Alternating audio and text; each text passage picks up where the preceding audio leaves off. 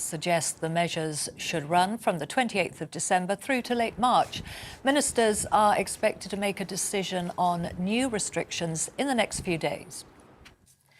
The world's most powerful telescope has been launched into space. And liftoff. Costing around £7 billion, the James Webb Space Telescope is 100 times more sensitive than its predecessor, the Hubble. Scientists believe the quest will transform our understanding of the universe. The telescope's expected to scan different life forms and will look further back in time than ever before. After almost 100 days of activity, La Palma's volcano eruption has officially been declared over. It suddenly went quiet on December the 13th, but authorities held off giving the all clear until today to avoid raising false hope. Some 3,000 properties were destroyed and lava now covers the equivalent of around 1,500 football pitches. Well, that's your news update. I'll be back at the top of the hour. Now let's return to Patrick and Friends.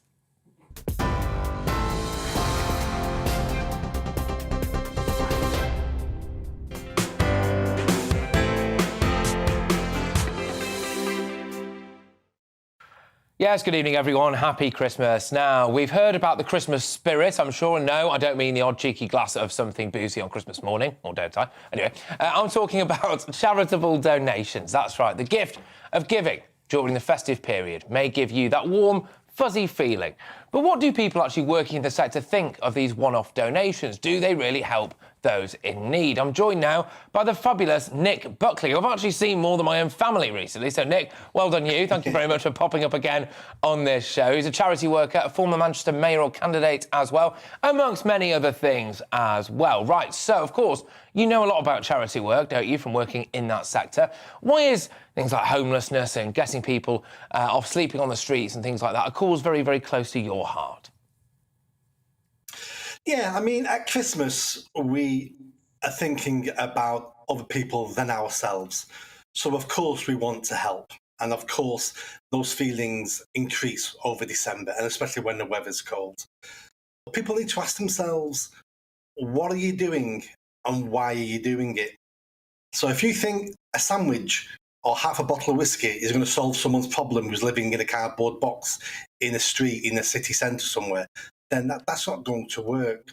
No, but that's a tricky situation, isn't it? I know we spoke about this a couple of days ago, actually, but I just wanted to get your take on this again, really. It's a tricky situation because you walk past someone, don't you? Look, we've all been there, haven't we? Where, in fact, I had it last night, actually. I was outside the hotel where I'm currently living, and someone came up to me and was like, "Oh, look, come on, have you got a couple of quid?" And I did have a couple of quid, and then you kind of think, well, am I doing the right thing here? Am I actually buying them booze? Am I actually buying them drugs? And that's a horrible thing to say, but am I, What should I do, mate? Well, at that moment in time when you're handing that money over, you're not really thinking of that person.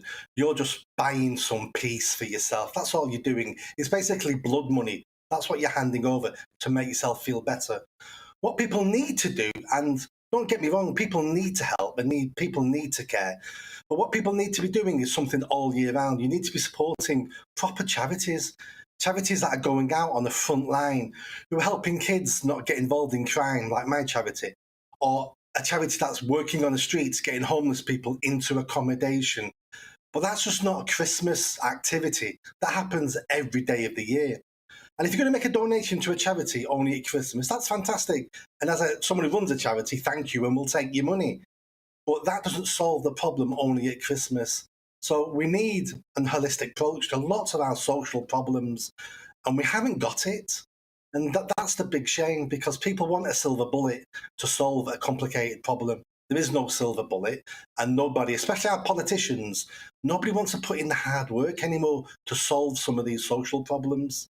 I think people realise just how close they are to being homeless. I heard once that it was apparently something like 2 paychecks away, pretty much. Obviously, depends what you're earning, doesn't it? But it's about 2 paychecks away, pretty much, from being homeless. You're only a couple of missed rent payments, aren't you? Maybe you haven't got any family. Maybe you haven't got any friends. Boom, you could be homeless. You could be homeless, but that's not the same as living on the streets. Hardly anybody will ever end up on the streets because we have safety nets in this country. So as long as you're mentally competent and you don't have a drug problem, If you lose your job, you get evicted, then you've got enough sense to approach the council, you approach other agencies, they can put you in a B&B. So just because you become homeless doesn't mean you hit the streets. Rough sleeping is completely different. Rough sleeping has got nothing to do with accommodation. It's to do with mental health crisis compounded by drug addiction.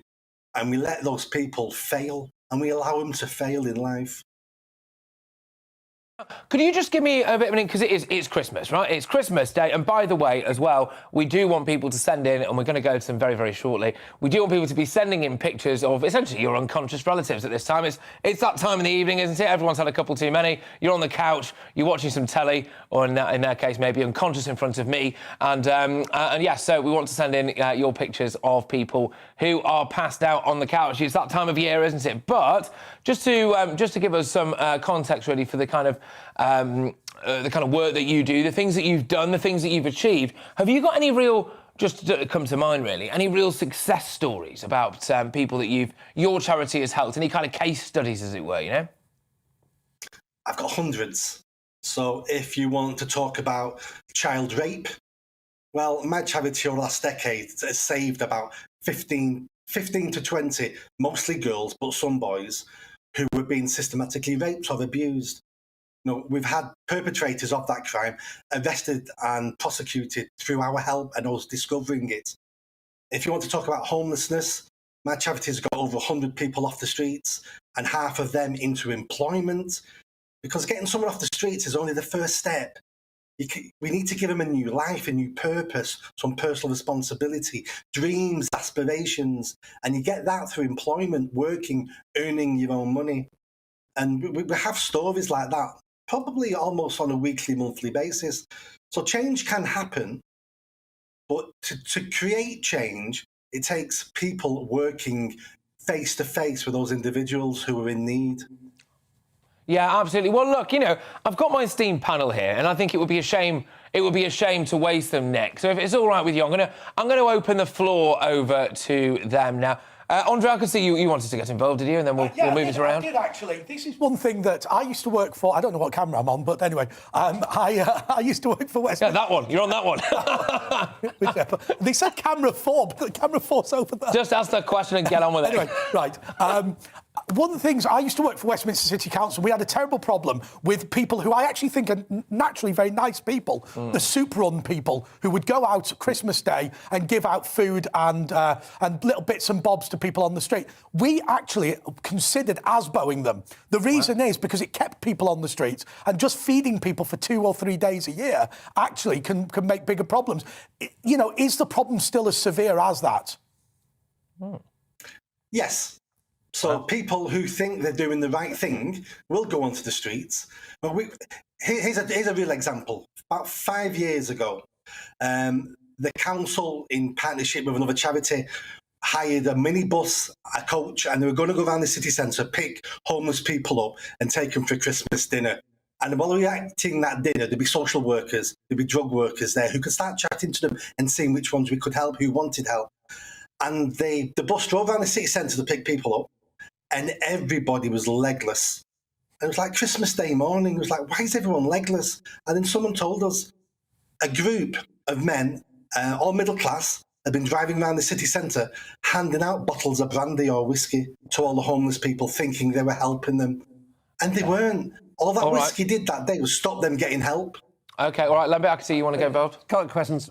How can 11,000 people be living rough in London, living in the streets in London, the 6th biggest economy in the world? How can that be happening? And the second thing is, how can over 200,000 people be facing homelessness, once again, in one of the wealthiest nations on the planet? Yeah, well, if we're looking at rough sleeping, I don't know the figures. So if you say it's 11,000 in London, then let's go with that. And the reason why we have that is for several reasons. The first reason is the cuts in mental health care. All those sort of services got cut 10 years ago when austerity kicked in. But then since then, the culture in our country's changed. And what we like now is a bloody good victim. And rough sleepers are great victims. And they make me feel good when I give them a couple of quid or give them a half-eaten sandwich. So some of these people, if they could analyse what they were doing, don't want these people off the streets. It gives them purpose and it gives them a nice feeling. That's one of the reasons why we can't get people off the streets. That doesn't explain why the government hasn't fixed this, because the government wouldn't be... I think there's the complex government issues, though. Yeah, go on. I think there's complex issues here because I've met homeless people as a counsellor, and some of them fall through the net because they're not, classified in the definition of being a homeless person. For example, if your relationship with your wife breaks down and you leave the house and declare yourself homeless to the council won't help you because they'll say you've got a home, so you can go back to that home. So you've made yourself intentionally homeless. And I've met lots of homeless people like this. So I think the definition of homelessness by the government's legislation needs to change because people's personal circumstances should be taken into consideration. That's an interesting point, actually. Nick, what are your thoughts on that? Yeah, see, we've got off topic a little bit now. So now we're talking about homelessness. We're not talking about rough sleeping. Yeah. So homelessness covers many things. So you're right, domestic violence, you leave your partner, or council will say you're intentionally homeless, you made yourself homeless, or you're living on your dad's settee, you're sofa surfing, you're technically homeless. But when we're talking about people living on the streets, the reason why we have those fellow citizens living and dying on the streets, for the council perspective, is usually pure incompetence. And I've worked for the council for 10 years before I set a charity up. All right. Well, look, I do want to move away slightly from the homelessness thing now because you've got a kind of unique perspective, really, or unique experience, I suppose, on cancel culture, haven't you, Nick? So just quickly, just run our viewers through what happened to you, and then we can obviously open it up to the floor, as it were. I'm sure people want to pick your brain. So what happened to you? Sure. So at the height of the BLM protests, 18 months ago, at that point, I thought I was a free person with freedom of speech living in a free society. So I wrote an article about how Marxist organisation BLM was and what they wanted. Defund the police, disrupt the nuclear family. And that article, for some reason, didn't go down very well. So I was accused of being a Nazi and a racist. The board of my charity panicked. They sacked me over email. I decided I was having none of it. So I fought back and I made the board at the charity resign in disgrace, and I took my charity back. Wow. Well, there's a lot going on there. I mean, have you ever faced cancel culture? Yeah, I have. Every week. Every week, yeah. And we keep having him back. That's why I come here.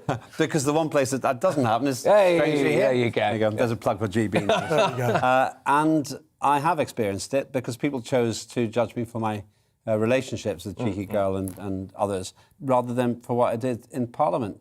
And the other thing I've experienced is, particularly with some major networks, just because I don't believe that human beings are destroying the planet, I'm not allowed to be, well, essentially, they don't say this, but they don't let me be on their shows. Question for you, though, what can we do about it? Or have we left the age of reason and we've now entered the age of cancellation and censorship? We had, but this year has been a fantastic year for the British people. We're beginning to see what went on over the last couple of decades. BLM now are discredited. The green agenda now, we're looking at that and going, it's just a death cult for people like Extinction Rebellion. And there's been huge things this year, so we've looked at that. Stonewall, the LGBTQ charity, is falling apart as we speak. They're being dropped all the time. And then Harry Miller, an amazing man, is taking the police to the High Court of Appeal, and he's now made it illegal for police to record hate crime, non-crime hate incidents. Yeah. Which is something which is Orwellian, isn't it? Just the name of it is quite Orwellian, really, isn't it? But the British people have seen what's going on now and are fighting back. It's going to take time. This is an oil tanker to turn around, but it's happening. I'm very positive. Good stuff.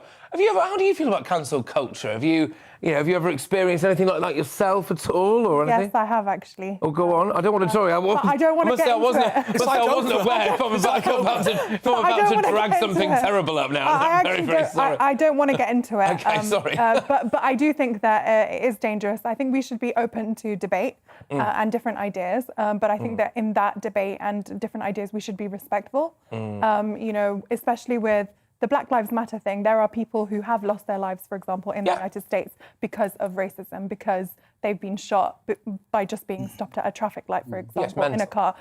These things are unacceptable and they should be called out. But debate on, articles such as that, I mean, I think we should be open to having conversations. Yes. Andre? Yourself? You just used a word that I think could have got you cancelled on a different channel. Yeah, let's not say it again. That sums it up where we are. I don't know, why not? Yeah. 3 strikes and you're out. It's a colloquial phrase. I mean, look, my own view on this is, and certainly this is the way I live my life, you can be so offensive on such a regular basis that people give up cancelling you. And I think that's something... The Boris Johnson approach. But do you know something? There's a question I've actually got for Lembit. Simply because... Here we go, for Oprah. Speak your truth, Andre. Speak your truth. But actually, I genuinely think that we are knocking out so many identikit politicians. And whatever you think about Lembit Opik, whether you agreed with him or disagreed with him, there was something interesting there in the way that probably most politicians in the 19th century would have had something interesting. He's got it all going on. But I just wonder whether the blurrism, the Clintonisation, the spin doctors have removed any interest value from politics. I don't think it was Blair. I don't think it was Clinton. I just think it's woke culture now. We're in a climate emergency. This kind of thing, when we begin to have what I think is an oppressive agenda, Andre, that's when it goes wrong. And sometimes you can be loved for being different, but then you get destroyed for it. Absolutely. That's not new. But what I'm interested in, what your guest has said is, it seems to be going terribly wrong now. Right, I've got to do a cheeky plug. As fascinating as genuinely as it is. A cheeky little plug, absolutely. Here we go. You've written a book, it's Lessons in Courage, haven't you? I think it's flushed up. There we go. How I fought back against cancel culture and won. There you go. Just a very quick summary, really, if that's all right, Nick, of what the book's about. Sure. It starts off about what happened to me, but the book really is about personal responsibility, about how if we take personal responsibility on our shoulders and we look at our past experiences, that helps us keep away from cowardice. And that's what we're suffering in our country at the moment. It's an epidemic of cowardice where we don't want to fight back. We'll leave it to someone else to fight back. And we're just scared to speak, and we're scared to say the things we know are right in case we're cancelled, in case someone calls us a racist or a Nazi or a homophobe. And the book is all about different lessons in there about how you can be slightly braver. Well done, Nick. Fantastic. And thank you for giving us your time on Christmas Day as well. I think we'll give you a bit more on the way out. Mate. Fantastic. Happy Christmas to you and yours. Right, well, look, coming up, my panel and I will be giving our very own Christmas addresses, I know, believe it or not, to inspire the nation, or otherwise. You won't want to miss it, that's for sure. But it's about that time of the evening where everyone is now curling up on the couch, some well-deserved telly after a day of presents, turkey, goose in some cases. So we want you to send in your pictures of your sleeping relatives as Christmas comes to an end. People on the sofas, people completely conked out at this particular point. Send them into gbnews.uk. But also as well, look, hey, if they're not unconscious, then just send us pictures of your family get-together. I really, really appreciate the fact that you are tuning into this on your special day, on your family's special day. Thank you very much. It does not go unnoticed. But first, it's after weather. It's time to remind ourselves there's always another winter. Canary Islands sponsors the weather. Looking ahead to tomorrow's weather, and the UK is looking rather grey with outbreaks of rain in places. Let's now take a look at the details. It will be a grey and gloomy start in the southwest with some heavy showers at first on Boxing Day. Later on, it should turn drier and brighter in the afternoon. It will also be a grey and misty start in the southeast of England, with some outbreaks of rain and drizzle. Rain will be particularly heavy across East Anglia in the morning. Western parts of Wales will begin rather wet with heavy and persistent rain in the morning. It will be a mild day with temperatures starting the day in high single figures. Grey skies will also spread into northwest England with outbreaks of rain, but snow will fall across the Pennine. A yellow snow warning is in force until midday with strong winds too. Snow will fall across the Yorkshire Dales as well, and perhaps to lower levels for a time in the morning, giving some tricky driving conditions. Rain and hill snow will spread into southern Scotland through the morning, but it will be a dry, bright and frosty start in northern Scotland. After a wet Christmas Day in Northern Ireland, skies will still be cloudy on Boxing Day morning with some outbreaks of rain and drizzle. Much of the country will hold on to grey skies through Boxing Day morning with rain at times. It'll be windy for many, but the winds will gradually ease in the afternoon. And that is how the weather is shaping up tomorrow morning. Canary Islands sponsors the weather.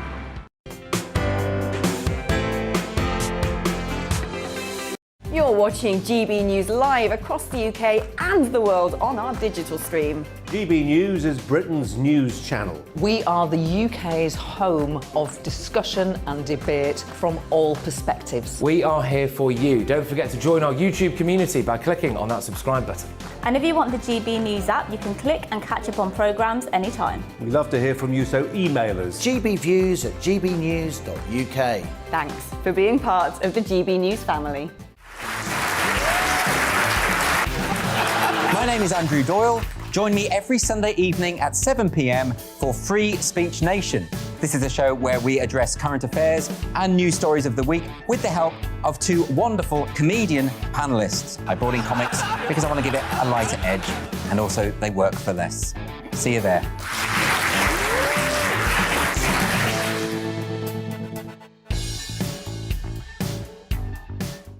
Join my show Farage, 7 p.m. till 8 p.m. Monday through Thursday, and there you will get opinion, analysis, debate, and I'll cover stories that nobody else dares to touch. And then for the last 15 minutes, talking pints. We're over a drink. We have a civilised conversation with someone. We very often disagree, but we do it in a grown-up way. Come and join me on Farage.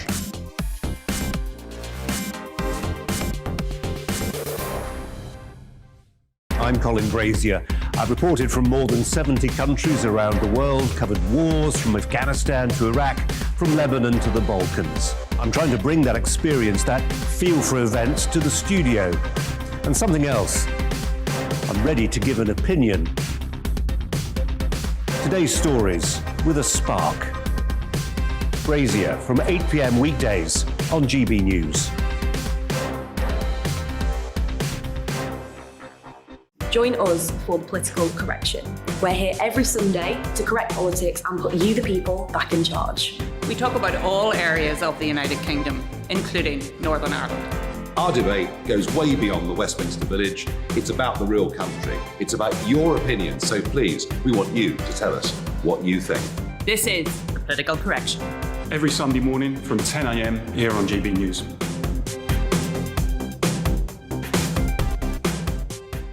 You're watching GB News live across the UK, the world, and our digital stream. GB News is Britain's news channel. We are the UK's home of discussion and debate from all perspectives. We're here for you. Don't forget to join our community by hitting the subscribe button. And download the GB News app so you can click and catch up on programmes anytime. We love to hear from you. Email us at gbviews@gbnews.uk. Thanks for being part of the GB News family.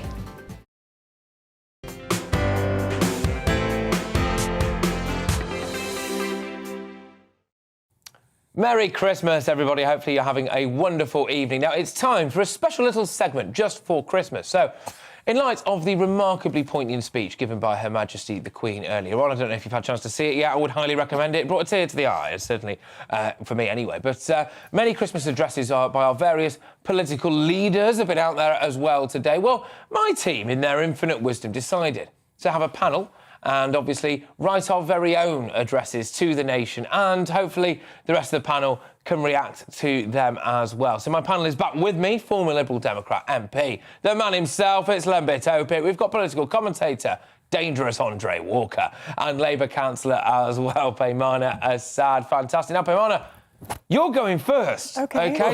So shuffle on down. You come down here, I'll move over, and this is going to be your address to the nation. So there we go. Paymana. We await it. We eagerly await it.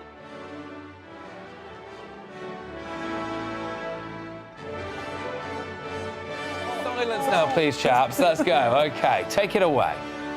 In August, I witnessed the bravery of our armed forces as they worked around the clock to evacuate British nationals and our at-risk allies from Afghanistan after the Taliban takeover, including myself. It made me reflect on the values we share as a people and how we enact those values, mainly the responsibility of looking after one another. We've been witness to this through the pandemic, where many of us have lost loved ones and others have struggled with the uncertainty that the pandemic brings, be that to our jobs or our mental health. Yet through it all, we stuck together. Our shared value of looking after one another saw many of us volunteer to deliver food and medicine to the most vulnerable. Others supported the rollout of the vaccine, and our key workers put their lives on the line to help keep services running. By doing so, you showed that by sticking together, we not only help our country and each other, but we also bring hope to our communities, that things can and will get better. Christmas is a time for reflection, one where we can remember those we have lost, but give thanks to those we still have with us. It is also a time to reflect that whilst everything around us can make us feel that we are so divided as a nation, we have shown time and time again, through our small acts of kindness to each other, that we are more powerful and more united when we work together, when we build bridges, not walls, and when we show compassion to one another. It's what makes us Great Britain. From me and mine to you and yours, Merry Christmas and a Happy New Year. Oh, ladies and gentlemen. Fantastic. Well done. Happy Christmas. Oh, well done. She's got a future, that one. Absolutely, yes. Can I ask her something? Go on, you go. Yes, we'll open it up to the floor. Okay. We talk about Afghanistan, theoretically. I've never been there. Yeah. You've been through that. You know what you make me feel? It actually is real people with real suffering. You got evacuated? Yeah, I did. What happened? It was mad. It was the day after the Taliban took over, and I literally ran for my life to the airport because that's where the British military, the embassy, had told me to go. But I arrived too early, and the person outside the Baron Hotel, where we had been told to go, told me that you're too early, you need to come back later, the British embassy have gone. And so I was in the street, literally 3% battery, Taliban about to come onto the street, and thinking, what's going to happen? And so I had to get into someone else's home on the street. They were just this family, and they said, "Are you okay? You look really worried." And I said, "Yeah, I don't know what I'm going to do." So they took me in and they helped me out, and yeah, I got evacuated after that. So in the plane with the military? Yeah, the RAF military evacuated. Yeah. Amazing. So, Wow. Lots of. Well, I've just been told, sorry to interrupt, but I've been told quite an urgent message. Apparently, chaps, we need to flip the flag around because we're suddenly signalling a distress signal. There we go. That was my I warned you about that. I warned you about that. You were right, We Andre. had it the right way up. I told you. You are such a traitor. Oh, what? No, I'm sorry. I've got to say, I claim to be a great Brexiteer patriot and all that sort of thing. You had it the right way round. Yeah, and I, you. You're a traitor. I Sorry, flipped it. That's You're all right, the don't traitor. worry. No, Shame on you. So now you Shame on you. technically you delivered what was a fantastic Christmas message with the distress signal behind you. Hang on. Andre, we really. can retrofit an explanation. You were talking about being evacuated from Afghanistan. What? So that's No, that does not make sense. No, that was my well, look, fault. can I just say, fantastic stuff. I'm sure the nation appreciates it. And Lambit's right, you've definitely got a future. Telling you that. Right, okay. So, who's next? Who should we do next? I think we'll go. Okay. Other pieces. Andre, yeah. Okay.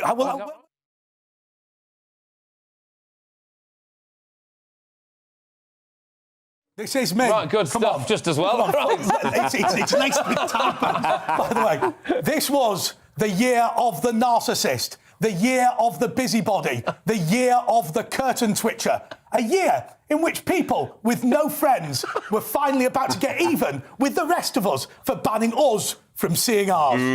The people who hated their families insisted we became estranged from ours. Perhaps this year was best typified by the Oprah Winfrey interview with Meghan Markle. I don't want to criticise it. After all, Meghan was only telling her truth. And that's apparently more important than the truth. Who could forget the classic that their marriage was itself fake and there had been a secret one the day before? This was possible according to Meghan's truth. In the real world, of course, weddings without witnesses are illegal in Britain, leading the Archbishop of Canterbury to have to publicly deny he participated in a criminal affair. Now, if ever the existence of Boris Johnson failed to prove that power can be an aphrodisiac, along came Matt Hancock. The fact Whitehall's answer to Alan Partridge can pull gives hope to me and everybody else.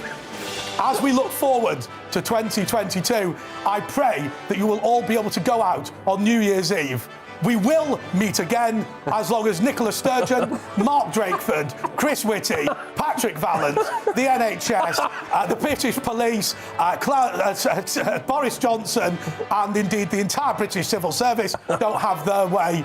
And when we do, it won't be in a pub or a nightclub because they've all gone bust. That's my truth, and I'm sticking to it. However, I did want to say the auto cue was slightly wrong. I did want to thank everybody. Stop blaming it on me, mate. You wrote it. I wanted to thank everybody that participated in helping us through this difficult year. Yes. Good stuff. Well done. Well done. Rousing stuff. I've got a question, Andre. Go on. When did Meghan Markle dump you? Yes, that's what I was going to ask. So jilted. I'm not sure she's his type. You clearly have a crush. No, you're not going to believe this. In my draft, there was a fitting tribute to my mother. No. I'm not joking. Oh, you are joking. Oh, mate, that's awful. I'm so sorry. Oh, we've cancelled your mother. We got the flag upside down. Well, there we go. The staff on Christmas Day. Anyway, I thought, it is hope for all of us if Matt Hancock can pull. Yes, absolutely. Yeah. 2022, come on. I actually know his girlfriend. I trained Which one? her. Of course you do. You know every female in This conversation, Yes. Okay. All right. Okay. Right. We're going. It's Lembit's turn now. The one and only. So, Andre, shuffle on down, my friend. I just don't know how this is meant to. Well, there we go. There you go. Just get a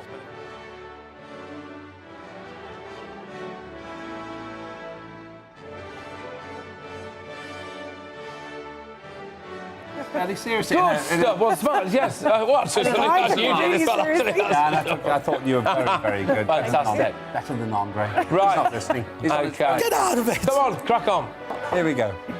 A troubled year it was, from pandemic tears and COVID fears to a government leading by example in closed-circuit cuddles and exposés that really showed us how to party. From COP26 and its panic-driven urgency to the cancellation of the stoic few who doubt any climate emergency. From the loss of Prince Philip to the loss of my mum. It was a year loaded with personal tragedy.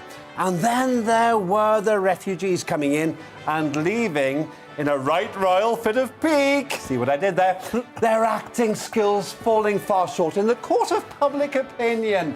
Now it's time to do it differently. Beyond COVID plans A, B, C and D, political hypocrisy and the worst lockdowns in British history. We must define our destiny in the years ahead, rediscover common sense and prove that proper climate science isn't dead. So much was left undone in 2021. Feel blessed you made it through. Now it's all to do in 2020. Oh, Lambert. Now, let me just well done. Do you know what I've got to say to you? My little thing. Do you know what I've got to say to you? Anybody watching that now knows A, what it's like to take magic mushrooms, and B, what a Liberal Democrat rap star would actually be like. Well, actually, there's a market. There's a market for Lib Dem No, there rap. isn't. Clearly, I think. GB News. Yes, That's the GB only News. gig I've had in recent times. Well, you're very welcome here. By the way, I mean the viewers would know what it's like, not that you would actually do it. Okay, we'll just move. We'll move on. Right. Do I have to Okay. go now? You have to go now. You Yes. loved that, didn't So, you? yeah. You loved that. I loved it. You absolutely loved The it. nation loved You know it. You were born to be Go there. on, do your thing. Maybe so. Shuffle it on down, clear the Okay, way. thanks Right. very much I feel indeed. very sorry, by the way, for the chaps who we've now employed to hold this flag behind us for this length of time, because their arms are tired. Certainly the one on the right looks like his arms are a bit tired, from what I can see there. Yes. Plus you're not paying them time. Or maybe they're just significantly different heights. There we go. Resign. Fantastic. Right, OK. All right, ladies and gentlemen. There's no way that I can follow that. Also, chaps, you're going to have to move. You're going to have to move this way. No, the other way. The other way. Good grief. I mean, He's behind you. Right, here we go. We've got the flag. We're ready to rock and roll. So, there's no way I'm going to be able to follow all of this. But I could never deliver a speech quite like our Queen. She is simply one of a kind, isn't she? In fact, she is one of, if not the reason, why this fair nation is indeed the envy of the world. Wrapped up all within the one person are all the qualities one could ever wish for. Stoicism, loyalty, dignity, intelligence, sense of humour, sense of duty. She is a little royal pint-sized package of magnificence, isn't she? And we all love her. Her Majesty's speech today brought a tear to my eye because after all these years, she still hasn't lost the twinkle in hers. But for what it's worth, I thought I'd deliver my own little Christmas message. It's been a very strange year. We've been separated from our loved ones. We've lost loved ones. We've lost jobs. We've lost freedoms. But there is a light at the end of the tunnel now.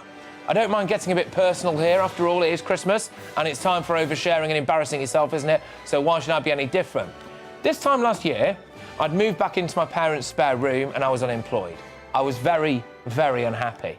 I think like many others, was struggling to see a future, really. I'd come out of a long-term relationship. Coronavirus was this new crazy thing that had cost me 3 jobs in a single day. In one day, I got 3 phone calls back to back to back that meant the future I'd planned, the career I'd worked very hard for, had just gone. Just like that. And I'm sure the same goes for a lot of people watching this right now. And I never thought, ever, that would be here today. A year, actually, is a very, very long time, and a lot can happen.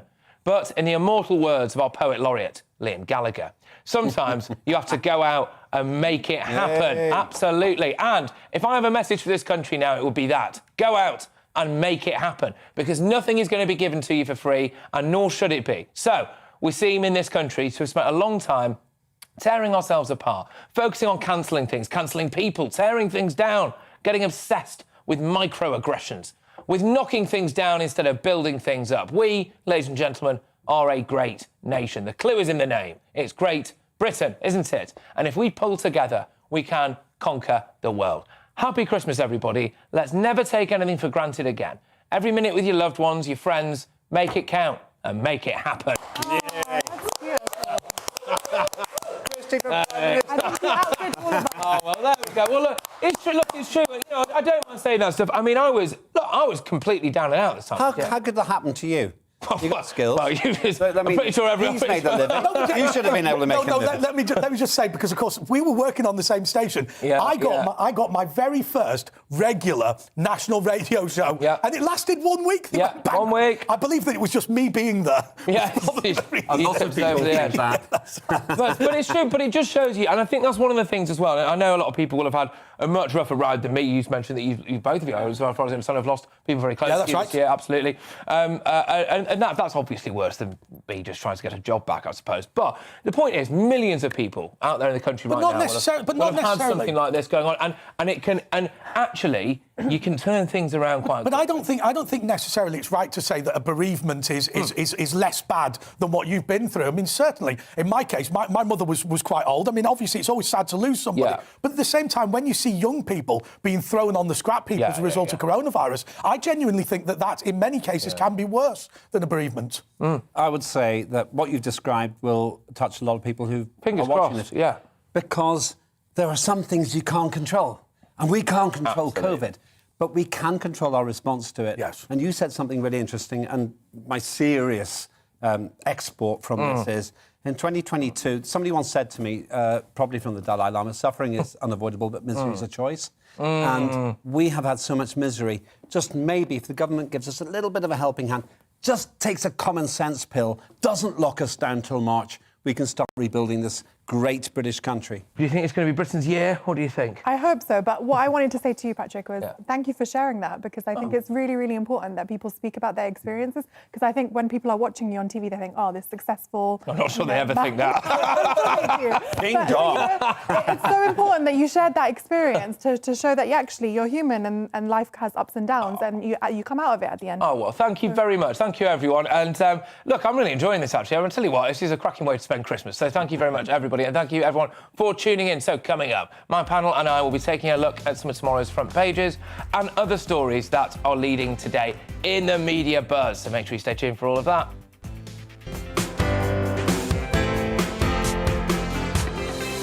You're watching GB News live across the UK and the world on our digital stream. GB News is Britain's news channel. We are the UK's home of discussion and debate from all perspectives. We are here for you. Don't forget to join our YouTube community by clicking on that subscribe button. And if you want the GB News app, you can click and catch up on programmes anytime. We love to hear from you, so email us. gbviews@gbnews.uk. Thanks for being part of the GB News family. My name is Andrew Doyle. Join me every Sunday evening at 7 p.m. for Free Speech Nation. This is a show where we address current affairs and news stories of the week with the help of two wonderful comedian panellists. I brought in comics because I want to give it a lighter edge, and also they work for less. See you there.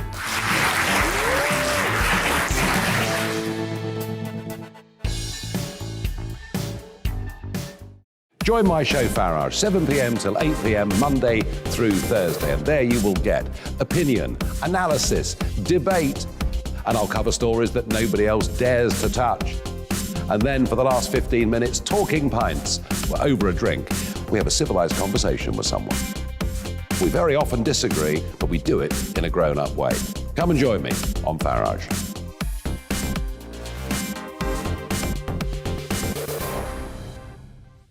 I'm Colin Brazier. I've reported from more than 70 countries around the world, covered wars from Afghanistan to Iraq, from Lebanon to the Balkans. I'm trying to bring that experience, that feel for events, to the studio. And something else. I'm ready to give an opinion. Today's stories with a spark. Brazier from 8 p.m. weekdays on GB News.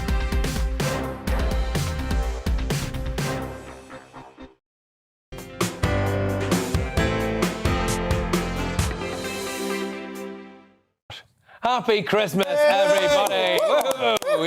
Yes, fantastic. We've been asking throughout the show, and by the way, people have delivered here to send us pictures of your sleeping relatives now, because everyone's conked out on the sofas, aren't they? Look, we'll go to those shortly, but it's time now for a Christmas edition of the Media Buzz, where we'll dissect some of the day's biggest stories while taking a look at tomorrow's news even. But there's a look at some of tomorrow's front pages at the moment. So, we're in the Star. Fantastic. What a fabulous place to start. We may not have seen a white Christmas, but the Daily Star warns of 25 days of snow. Come on. Forecasters say we're in for a mild New Year's Eve, but then snow is coming. So you best get your sledges early, apparently. There you go. Crisis. Yeah, exactly. Aggressor will be miserable, won't it? But I suppose weather sells, doesn't it? But there we go. Right, the Express. The Express, here we go. This is very touching. I understand your pain. That's what the Sunday Express leads with. These are the words spoken, of course, by Her Majesty the Queen earlier today in a deeply personal speech, where she emphasised with basically that she missed out her late husband, obviously, and basically said that she still, of course, really struggles with the death of Prince Philip. Now, the Mirror have more on the Queen's intruder. Yes, gosh, if you're just joining us, this is all a bit weird. So, apparently there was an intruder that got into Windsor Castle, attempted to get in anyway. He was carrying a crossbow. It also splashes with the story that tennis hero Emma Raducanu will receive a New Year's honour, and I think thoroughly deserved as well. That's probably one of the greatest sporting moments of recent times, in my opinion. What a story. And we're going to go over to the Mail now. So the Mail have more details on this armed intruder who broke into the grounds of Windsor Castle as the Queen celebrated Christmas. It's worthwhile noting this is still very much a developing story, so I'm sure they've got a bit of detail in there, but perhaps over the course of the show we'll be able to give you a bit more as well. Their sources tell them that he was carrying a crossbow. Apparently he used a rope ladder to scale a metal fence. It's not clear if the intruder ever got close to the Queen or indeed her private apartment, but last night a 19-year-old man from Southampton was being held on suspicion of breach or trespass of a protected site and possession of an offensive weapon. God. So the Observer leads with calls from some Tory MPs for the government not to tighten COVID rules this new year. With rising levels of Omicron, there's uncertainty over increased restrictions before New Year. Wales and Scotland have already announced increased restrictions as well. The front page also reports on a survey that suggests 6 in 10 of us think Brexit has gone badly, but I imagine that's 6 in 10 Observer readers. Now, I'm amazed they didn't manage to get more than that. But anyway, there we go. The Independent has Afghans who helped the UK left in fear of their lives. I think this is an absolute scandal, this anyway. But the majority of those promised sanctuary, are still waiting months on. And a Christmas Day boost for vaccines as well is one of their other stories on that front page. So we're going to whiz over to the Times. So they've all dropped for us. They've all dropped, ladies and gents. We've got the lot of it. So the Sunday Times, their front page is packed with headlines. So it suggests that the Labour Party has moved into an 8-point lead over the Tories after a punishing few weeks for Boris Johnson. Boris Johnson has vowed to keep schools open despite the rise in Omicron cases. We'll have to wait and see what happens there. So I'm going to whiz over now to the Sunday Telegraph. And they're leading on, apparently, what are they doing here? So, dodgy being used in a push for tighter restrictions. It's a bit strange. With Jenny Harries of the UK Health Security Agency accused of putting out misleading statistics, there we go, on hospitalisations that overstated the risk from Omicron. Gosh, was it all a little bit of fear-mongering? Did it, have an impact on you? Did it have an impact on your Christmas? How do you feel about all of that? Well, with me now, and throughout the evening, I'm joined by my panel, the former Liberal Democrat MP, Lembit Opik, there he is, political commentator Andre Walker, and Labour councillor Peymana Assad. Fantastic. Thank you very, very much. Now, I understand that we might have actually had a cracking response from the British public here. So, we asked earlier on, look, it's that time of the evening. I thought, what can we... I quite like to do a little plug for, pictures and this, that and the other, whatever, And I thought, well, what happens now at this time of the evening, right, on Christmas Day? People are just conked out on a sofa, right, aren't they? So I thought, why not send us your pictures of your relatives and embarrass them on national television? So this is one of Jack asleep on his exercise bike, apparently. That's fake. You're fake news, Jack. You're fake news. Alternative facts. Yeah. Although, to be fair, if I had a minute on one of those exercise bikes, I'd be passed out as well. So, now, Ivan has been in touch, I believe. Let's have a look at Ivan. Oh, good lad. Yeah. He's having a nice night. He's having a nice night. Well done, yes. Pudding. Is that a dog next to him as well? Yeah. Oh. He doesn't have to go far to work, does he? No, that's true, yeah. That is working from home. The commute is killing Ivan, it's fair to say. And we've had a little one sent in from someone a bit closer to home as well. Shall we have a look at this? That's not fake. That's not real. fake. That was real. That actually happened. We've had to rod Andre's back, haven't we? And get him moments before we started. The reality is, I'm like Brezhnev. So wheel him out on a bogey, he'll be okay. Yeah, he'll be fine. Right. Well, good stuff. Look, keep them coming in. We've had loads more as well. It's fair to say. Some of them we can't put on the telly, but others we can. So keep them coming. Yeah, won't ever actually, I think, really. But keep them coming in, ladies and gents. Thank you very much. Now, invite to Christmas light switch-ons hit self-help books flying off the shelves, apparently, and invites to star-studded events like the Brit Awards. Well, surely the hallmarks of a glamorous celebrity lifestyle, that's what they are, aren't they? Well, in February this year, it became the life of Jackie Weaver. Do we remember this? So, you know the one. You have no authority here, Jackie Weaver. Read them and understand them. Read the standing orders. Anyway, she was an overnight internet sensation. And here we go. This is fantastic stuff. Here's a clip of that meeting. You have no authority here, Jackie Weaver. No authority at all. She's just kicked him out. No, she's kicked him out. Don't. She's kicked him out. Don't. This is a meeting called by two councillors. Illegally? They now elect a chairman. No, they can't because the vice chair's here. I take charge. Read the standing orders. Read them and understand them. Right, oh my God! Sorry, I was completely mesmerised by that. Then, yeah. Are we allowed to ask where you're from? I'm from near Handful. Declare an interest. Declare an interest. Read the standing orders. Read them and understand them. So I decided, because this will come as no shock to everyone, the kind of man I am, right? I've realised that there was going to be an uncontested election at Handforth Parish Council, right, for the Lacey Green North Ward, right? And I decided that this cannot stand. Right, we cannot have an uncontested election, parish council in rural Cheshire. This is democracy. People fought and died for it. We can't do it. So I decided I was going to stand, right? And so at the expense, actually, of the taxpayer, I then got myself nominated and was going to go around and obviously campaign. I got all the signatures I needed. I did everything. 10. 10. Well, Lacey Green's quite a small place, actually, mate. So, and then I moved away from the area and didn't even stand in the election. No way. Yeah, exactly. So, not cover myself. Like you. Not cover myself. Move to North Korea, mate. And of course, to make it worse, what people might not understand is, as Lembit will know, on the parish council, you can co-opt people on. So they didn't need to run the election. They did in his case. Really? They did in his case. You went through all that trouble for 10 signatures. Took me for a ride, didn't they? There we go. Well, anyway. Suffered, you. Right, well, look, hey, I tell you what, we went to the woman herself. Jackie Weaver. We spoke to Jackie Weaver earlier about her rise to fame following the meeting and her tips for video call etiquette. Hello there, my name is Jackie Weaver, and for those of you who haven't seen that video, my claim to fame was a video of a parish council meeting that went viral. I think 2021 was a crazy year for everyone. And just like the rest of us, at the beginning of the year, I was trying to come to terms with lockdown, working from home. We just had Christmas. We were just trying to look forward to whatever 2021 was going to throw at us next. So when a colleague of mine contacted me one evening and said, "You're trending number 3," it meant absolutely nothing to me at all. A little bit later, an even more excited text message, with lots of, exclamation mark, "Trending number 1," which still didn't mean very much to me at all.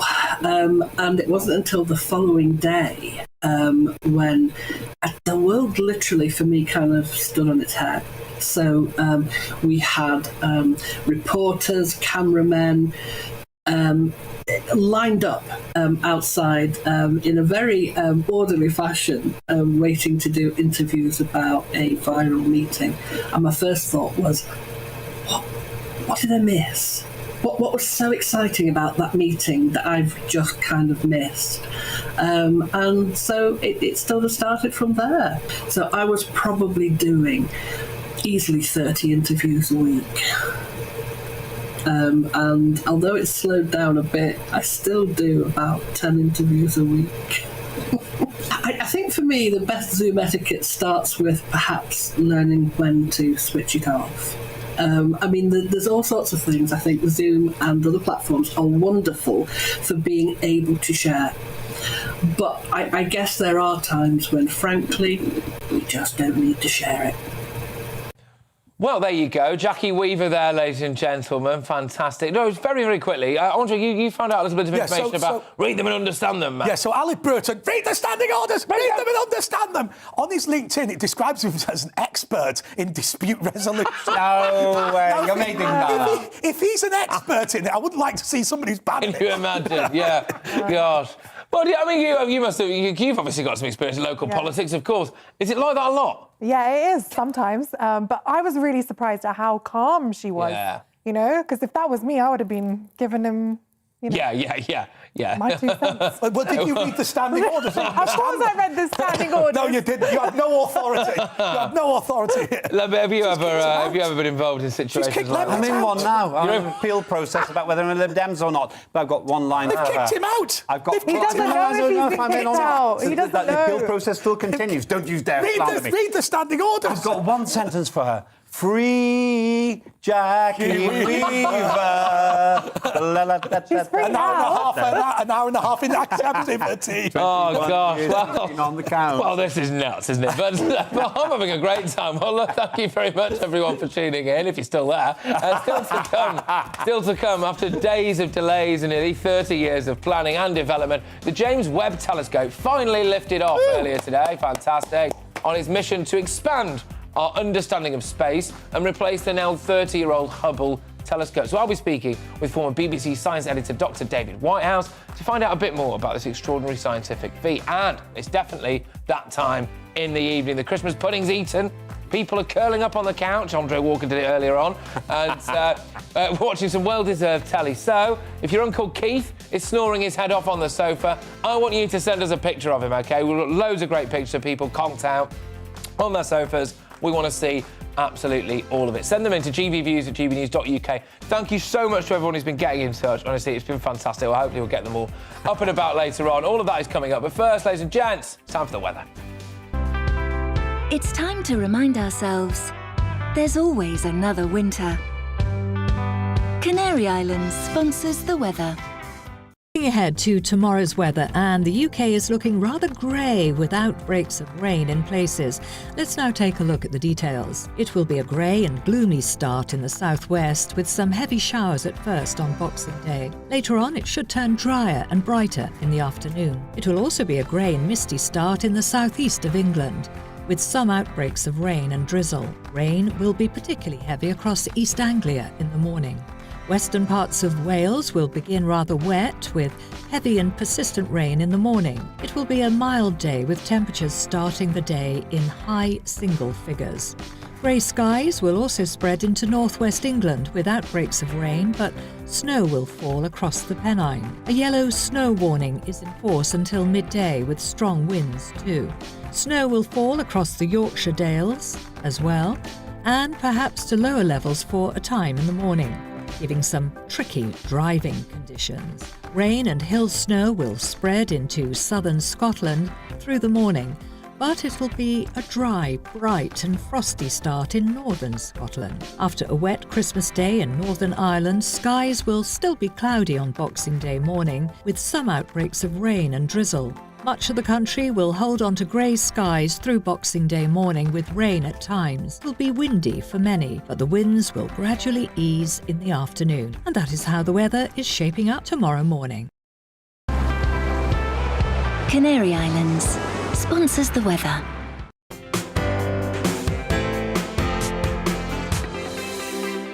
You're watching GB News live across the UK and the world on our digital stream. GB News is Britain's news channel. We are the UK's home of discussion and debate from all perspectives. We are here for you. Don't forget to join our YouTube community by clicking on that subscribe button. And if you want the GB News app, you can click and catch up on programmes anytime. We love to hear from you, so email us. gbviews@gbnews.uk. Thanks for being part of the GB News family. My name is Andrew Doyle. Join me every Sunday evening at 7 p.m. for Free Speech Nation. This is a show where we address current affairs and news stories of the week with the help of two wonderful comedian panellists. I brought in comics because I want to give it a lighter edge, and also they work for less. See you there.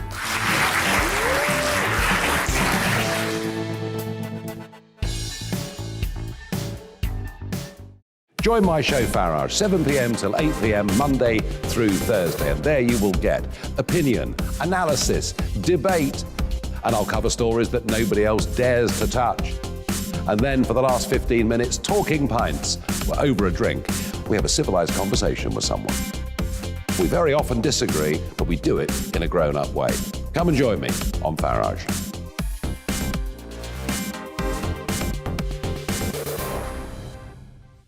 I'm Colin Brazier. I've reported from more than 70 countries around the world, covered wars from Afghanistan to Iraq, from Lebanon to the Balkans. I'm trying to bring that experience, that feel for events, to the studio. And something else. I'm ready to give an opinion. Today's stories with a spark. Brazier from 8 p.m. weekdays on GB News.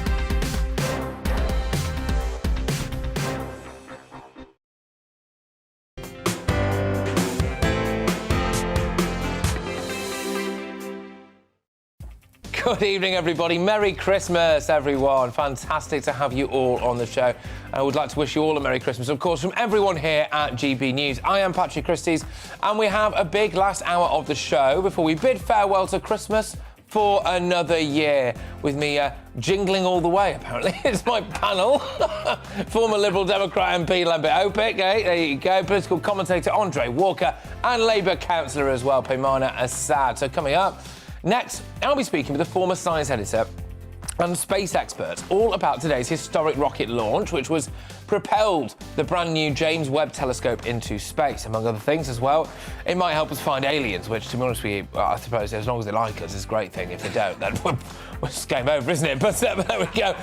It's definitely that time of the evening now. The last mince pie has been eaten, hasn't it? The people are curling up on the couch for some well-deserved telly, so if your Auntie Nora is snoring her head off, then make sure that you send us a picture. We want to see you all conked out on your sofas, all passed out, or just so bloated and full of food. So make sure you send those pictures in gbviews@gbnews.uk, or of course tweet us at GBNews. Right, so my panel and I will be looking at the news, of course, making the headlines today, and the big stories of tomorrow in the media buzz. But first, it's the news with Karen Roberts.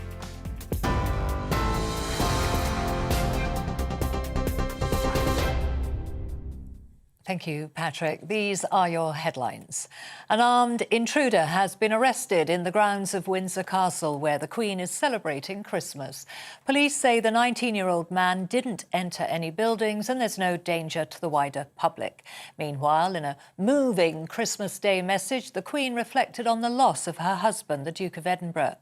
Her Majesty said after the death of her beloved Prince Philip in April, she's drawn great comfort from the warmth and affection in tributes from the country, the Commonwealth and around the world. His sense of service, intellectual curiosity and capacity to squeeze fun out of any situation were all irrepressible. That mischievous, inquiring twinkle was as bright at the end as when I first set eyes on him. But life, of course, consists of final partings as well as first meetings. And as much as I and my family miss him, I know he would want us to enjoy Christmas.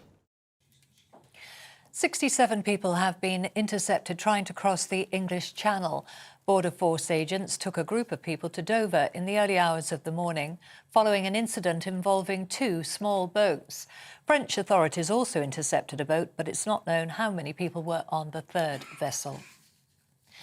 Government scientific advisers say deaths from COVID could be reduced by up to 54% if new restrictions are introduced in the next few days.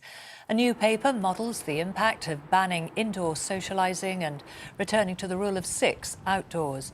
It suggests the measures should run from the 28th of December through to late March. Ministers are expected to make a decision on new restrictions in the next few days. The world's most powerful telescope has been launched into space. And liftoff. Costing around £7 billion, the James Webb Space Telescope is 100 times more sensitive than its predecessor, the Hubble. Scientists believe the quest will transform our understanding of the universe. The telescope's expected to scan different life forms and will look further back in time than ever before. This telescope that is now going to take us back in time, it's a time machine. It's going to take us back to the very beginnings of the universe. After almost 100 days of activity, La Palma's volcano eruption has officially been declared over. It suddenly went quiet on December the 13th, but authorities held off giving the all-clear until today to avoid raising false hope. Some 3,000 properties were destroyed and lava now covers the equivalent of around 1,500 football pitches. You are up to date. Now it's back to Patrick.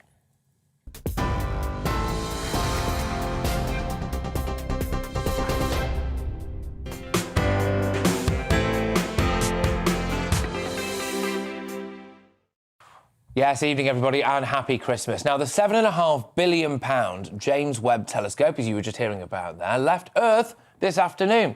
Its mission is to show the first stars to light up the universe. Go back in time, really, which I think is, I think we all agree, pretty flipping cool. The observatory was lifted skywards by an Ariane rocket from the Kourou spaceport in French Guyana.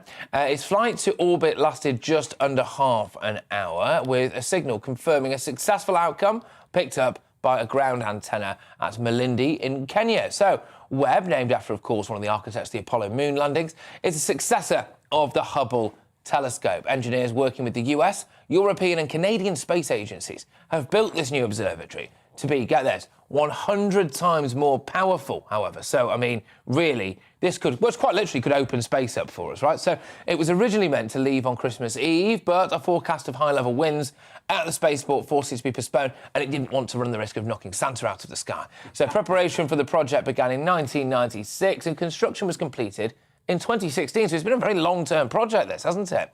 The cosmologists will map the dark matter around galaxies with the aim of unlocking the secrets of the mysterious substance that makes up the majority of matter in the universe. I mean, it is fascinating stuff, isn't it? And who better to go to with me this evening, ladies and gentlemen, to discuss the importance of this and other space projects throughout 2021 is Dr. David Whitehouse, former BBC News science editor. Thank you very much.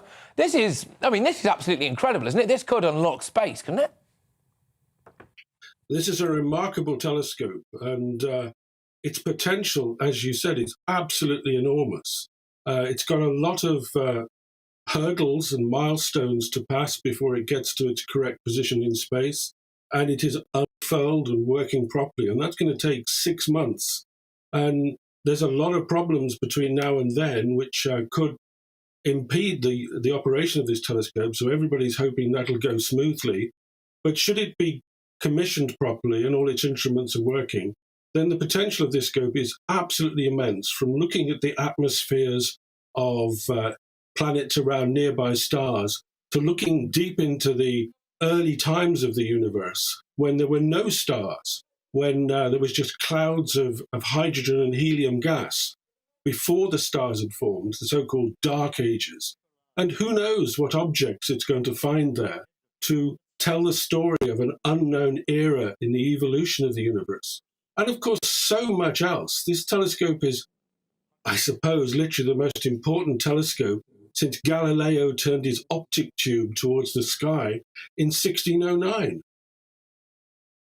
Absolutely. I mean, I've got here written down as well. I mean, you've done a cracking summary, really, of what well, I don't see how you could have done it any better, really, of what potentially this telescope could do for us. I don't want to kind of drag this into the gutter or anything, but do you think there's a potential that it might find aliens? The thing about aliens is that you never know. You could find aliens tomorrow. We could never find aliens, and we have to be prepared in case we do make the discovery. So you never know about aliens where they might turn up. One thing this telescope could do is it could look at the atmospheres of of a planet orbiting nearby stars, and by looking at those atmospheres of these objects, you could tell if they've got atmospheres similar to the Earth's, if there's a potential for a biology or an ecology on those worlds that leave their traces in the atmospheres of those worlds. So it could find the places where life could evolve relatively nearby to the Earth. But if you're talking about intelligent aliens, creatures perhaps more advanced than us, then I suppose any telescope that looks towards the sky, particularly one that's more powerful than anything else ever sent into space, you have to be aware and have your eyes open and your mind clear that you could make a discovery which you can't explain in any other way. So this telescope wasn't designed for aliens. It's designed for a whole spectrum of astronomy research. But such is our understanding of the universe, of the planets that are out there, of the fact that the Earth seems to be nothing particularly special. You have to be aware that you could make an alien discovery at any time. We could, I suppose, like I said before, kind of half-jokingly, really. It depends whether or not they like us, really. If they are intelligent, and they are more intelligent than us, then maybe we don't want to discover them, but we'll have to wait and see, hopefully, see what happens there. What do you make of the Richard Bransons, the Jeff Bezoses of this world, the Elon Musks, I suppose? I mean, Jeff Bezos, as far as I can see, basically just fires himself and maybe at times William Shatner up to space, floats around for about 7 minutes, then comes home. I mean, is he doing anything positive for the world there? Well, he's a billionaire spending his own money, and he's entitled to spend his own money the way he sees fit. And he's funded the Blue Origin rocket, which is a conventional rocket that takes you on a ride to the lower level of space, and it only takes a few minutes to get up there. The whole mission's over in 20 minutes. It's his money. He does what he wants. People are willing to pay for a ride. Virgin Galactic is a different way of getting into space. It involves a different type of rocket and a glider. That went up initially to beat, Richard Branson tried to beat Jeff Bezos up into space when he knew that Jeff Bezos was going to do it. He did so. But that project has had a few problems since then, and unsure whether or not the 500 or so people who've paid for a trip on that are going to fly into space any day soon. So this is adventure, a service. If you're very rich, you can buy and take your turn and take your chance. It's not as safe as I think many people make it out to be. It's just like, being paid to be guided up Mount Everest or to be taken down to the wreck of the Titanic. It's a type of sport for the rich and enthusiastic. See the wreck of the Titanic. I'm not sure what I'm doing here now, to be honest with you. I think I might be off, actually. But yes, do you think that it's more important that we discover more about space or we put more people in space? Well, it always fascinates me, actually, why we've never been back to the moon. Well, we've never been back to the moon because the conditions haven't been right. NASA has wanted to go back to the moon many times since the Apollo missions of the 60s and 70s, but they've never had the long-term commitment of money. Until now, actually, and although, President Trump has been criticized on many fronts, he did, for political reasons, give NASA a kick in the pants and say, literally, get to the moon, much quicker than you were planning. And early next year, there is going to be a test, an uncrewed test of the vehicle and the capsule that's going to take astronauts around the moon.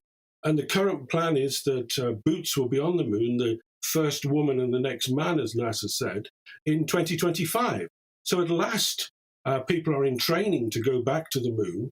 It's within our sight for the first time in over 50 years. And that should change a great deal about space exploration, because at last, the space station and the space shuttle and that were, and even Richard Branson and Jeff Bezos, it's all very well, it's all very interesting, but actually it's not going anywhere. It goes up into space, round and round, does interesting things, and comes back. To my mind, it's only true space exploration if you start going somewhere. And by the time we go to the moon and then send subsequent missions to the moon and set up a moon base later this decade, I think the already increasing interest in space will get more intense, because it will be seen that we, in some way, are in a new era, but also recreating the drama of going and walking on another world.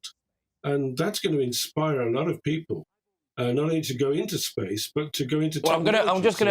I'm just going to interject, just because, sorry about this, but just because I want to bring my panel in, you see, really, and to get them to grill you a little bit as well. So let's bring that panel in. Lembit Opik, of course, who, as well as being a former Lib Dem MP, is chair of Parliament of Asgardia, which I hope I pronounced correctly, which is the world's first space nation. Good grief. Yeah. We're going to have to get stuck into that, Lembit, I've got to be honest with you. Or, of course, political commentator Andre Walker, and we've also got Labour councillor Paymana Assad. Right, Lembit, I think we have to start with you, don't we? As you'll remember, because you covered it, I was campaigning against the threat of asteroid impacts on the Earth as an MP.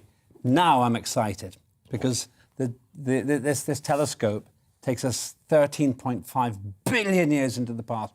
Big question for you. It's true, I am chair of Parliament of Asgardia, the first serious commitment by a guy called Dr. Asher Bailey to create a viable space nation. People can laugh at it.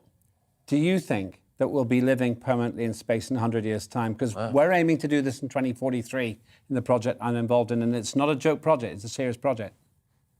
Well, your work on near-Earth objects and the threat they pose is incredibly highly regarded and was very important in raising the awareness of this threat and taking it away from the semi-joke of Bruce Willis and Armageddon.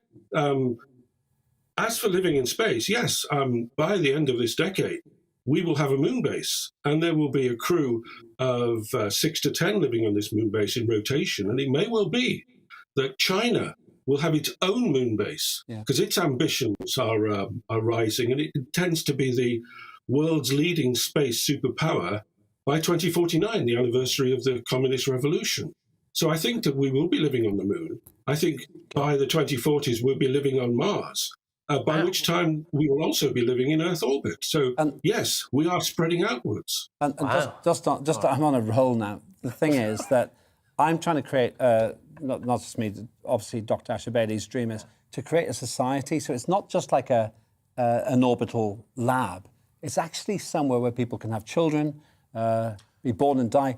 The two big ambitions for Asgardia are the first child born in space, responsibly, and the first permanent human space habitation. God. It seems to me there's no point in the human race just sitting here waiting to be incinerated by an asteroid.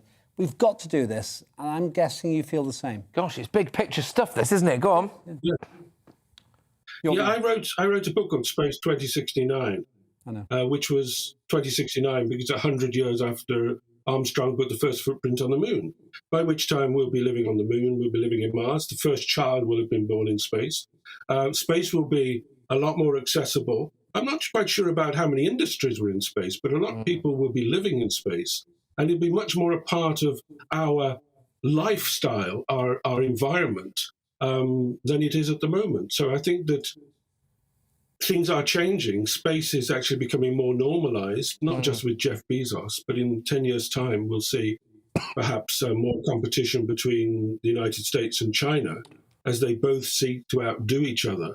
And that will increase the exploration of space. But you are quite right with your idea of a space nation, in the sense that we have, over the last 50 years, got used to doing nothing in space and looking back to Apollo and saying, that's when we did something.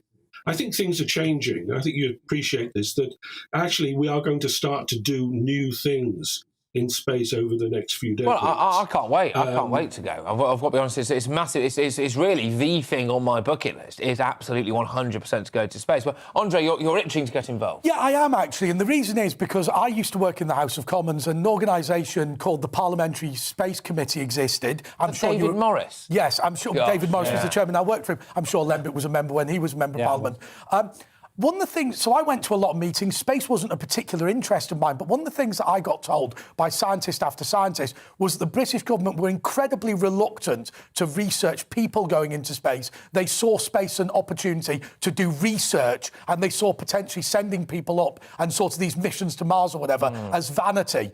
I suppose my questions are twofold. Number one, has that changed? And number two, were they wrong to have taken that view? Well, I think they were wrong to take that view. It's changed slightly, not a great deal. Remember that we have a British astronaut now, Tim Peake, who flew the flag on the International Space Station. But actually, Tim applied to the European Space Agency independently of the British government. He did so off his own bat. And it was only when he was successful and adopted and given a mission that the government came along and said, oh, wow, isn't this wonderful? So it wasn't a British initiative.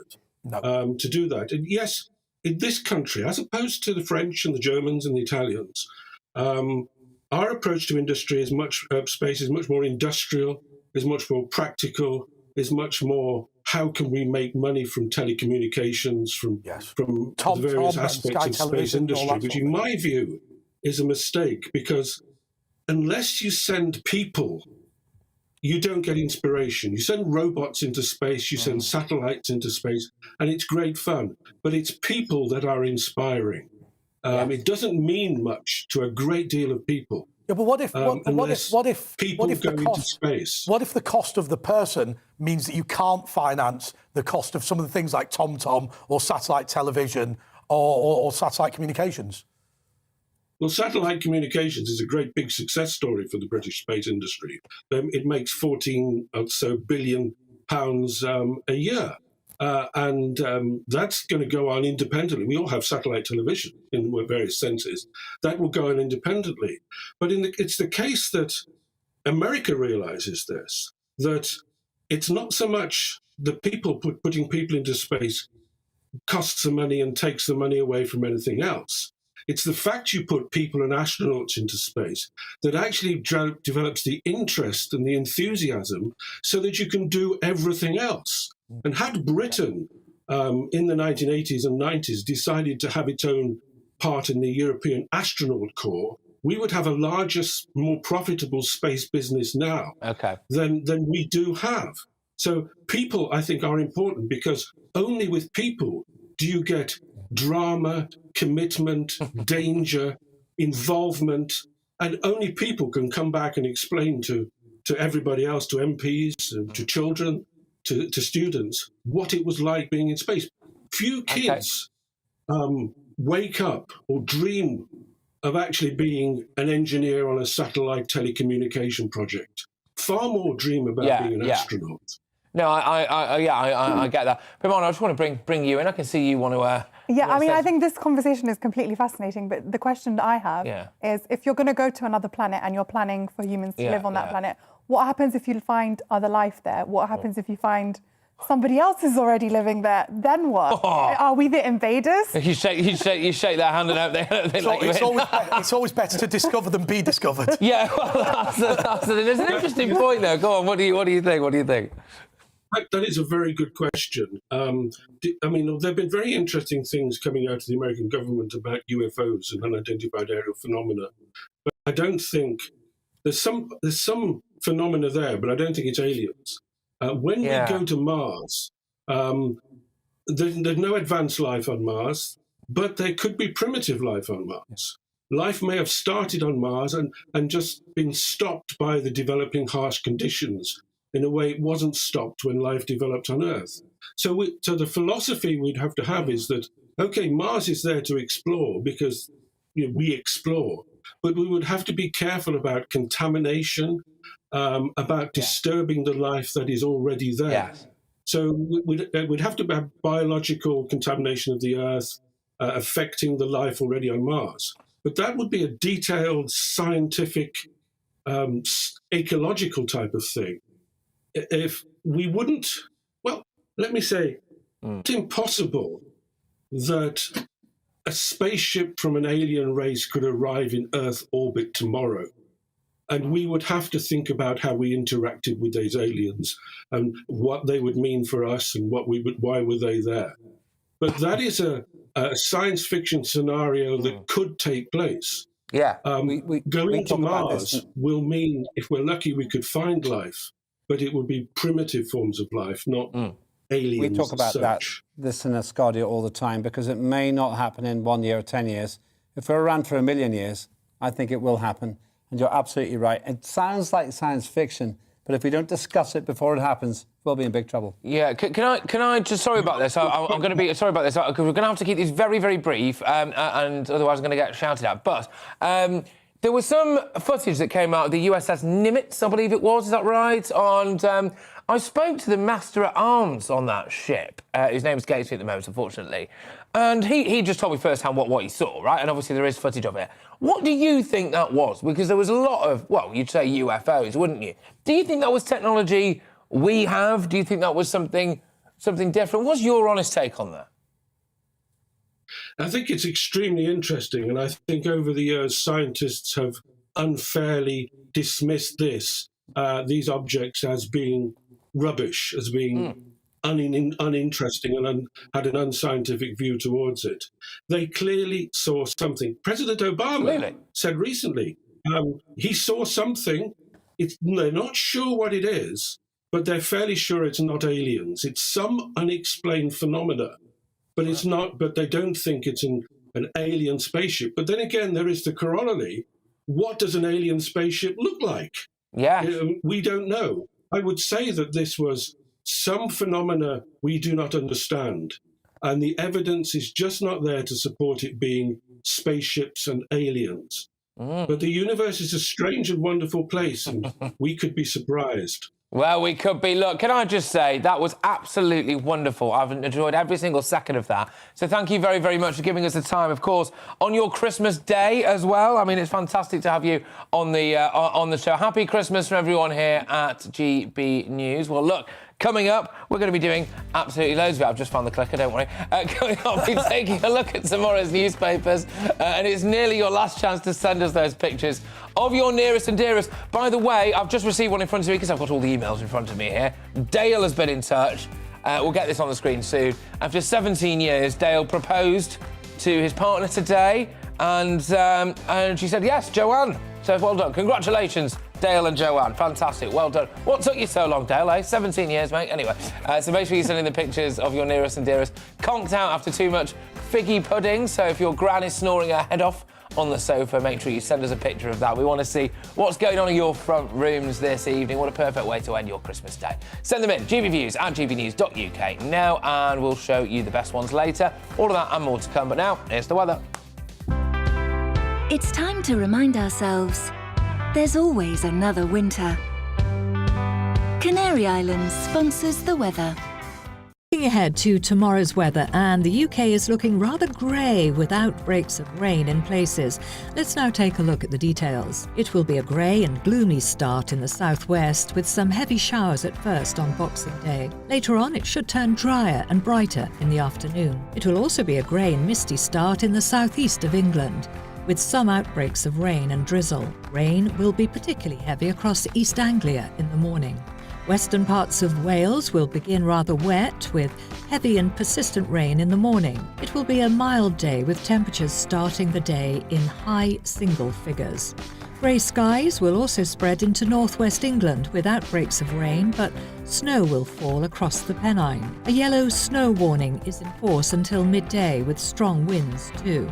Snow will fall across the Yorkshire Dales as well, and perhaps to lower levels for a time in the morning, giving some tricky driving conditions. Rain and hill snow will spread into southern Scotland through the morning, but it will be a dry, bright and frosty start in northern Scotland. After a wet Christmas Day in Northern Ireland, skies will still be cloudy on Boxing Day morning, with some outbreaks of rain and drizzle. Much of the country will hold on to grey skies through Boxing Day morning with rain at times. It will be windy for many, but the winds will gradually ease in the afternoon. And that is how the weather is shaping up tomorrow morning. Canary Islands sponsors the weather.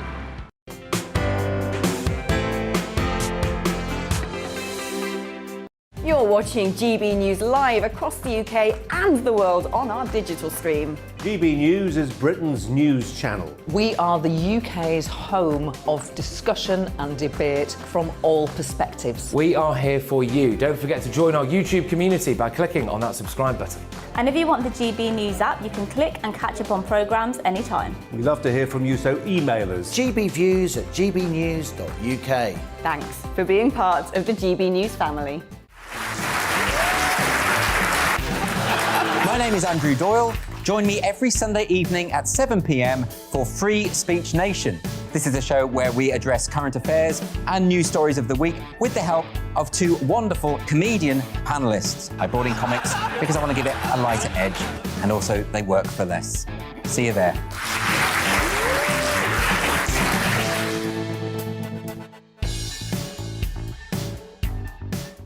Join my show Farage, 7 p.m. till 8 p.m. Monday through Thursday, and there you will get opinion, analysis, debate, and I'll cover stories that nobody else dares to touch. And then for the last 15 minutes, talking pints. We're over a drink. We have a civilised conversation with someone. We very often disagree, but we do it in a grown-up way. Come and join me on Farage.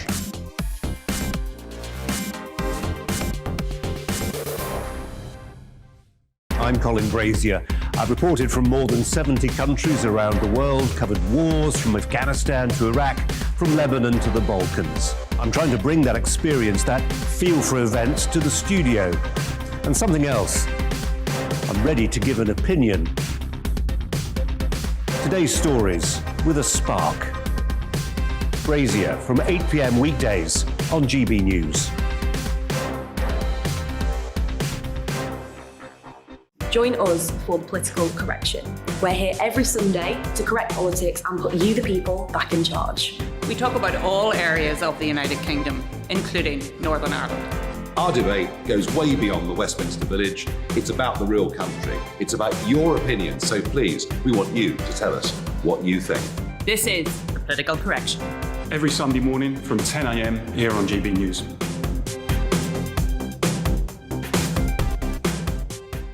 You're watching GB News live across the UK, the world, and our digital stream. GB News is Britain's news channel. We are the UK's home of discussion and debate from all perspectives. We're here for you. Don't forget to join our community by hitting the subscribe button.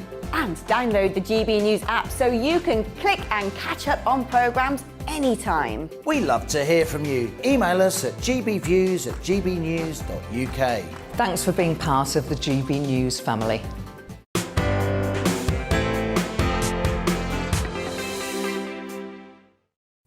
Merry Christmas, everybody. Now, it's time to take a look at some of tomorrow's newspaper front pages. The news never sleeps, does it? It doesn't stop for Christmas. And The Mirror have more on the Queen's intruder. That's right, yes. Gosh, this is all very strange, isn't it? I imagine I'll be covering that tomorrow when I do the breakfast show as well. The Queen's intruder revealing... I know. Revealing that he was carrying a crossbow. So it also splashes with the story that tennis hero Emma Raducanu will receive a New Year's honour. Well done, Emma. Thoroughly deserved. Now, the Sunday Telegraph leads on, apparently... dodgy figures apparently being used in a push for tighter restrictions. So with Jenny Harries of the UK Health Security Agency accused of putting out misleading stats on hospitalisations that overstated the risk from Omicron. Hey, it's almost like we've been here before, isn't it? But anyway, The Independent now has Afghans who helped the UK left in fear fought their lives.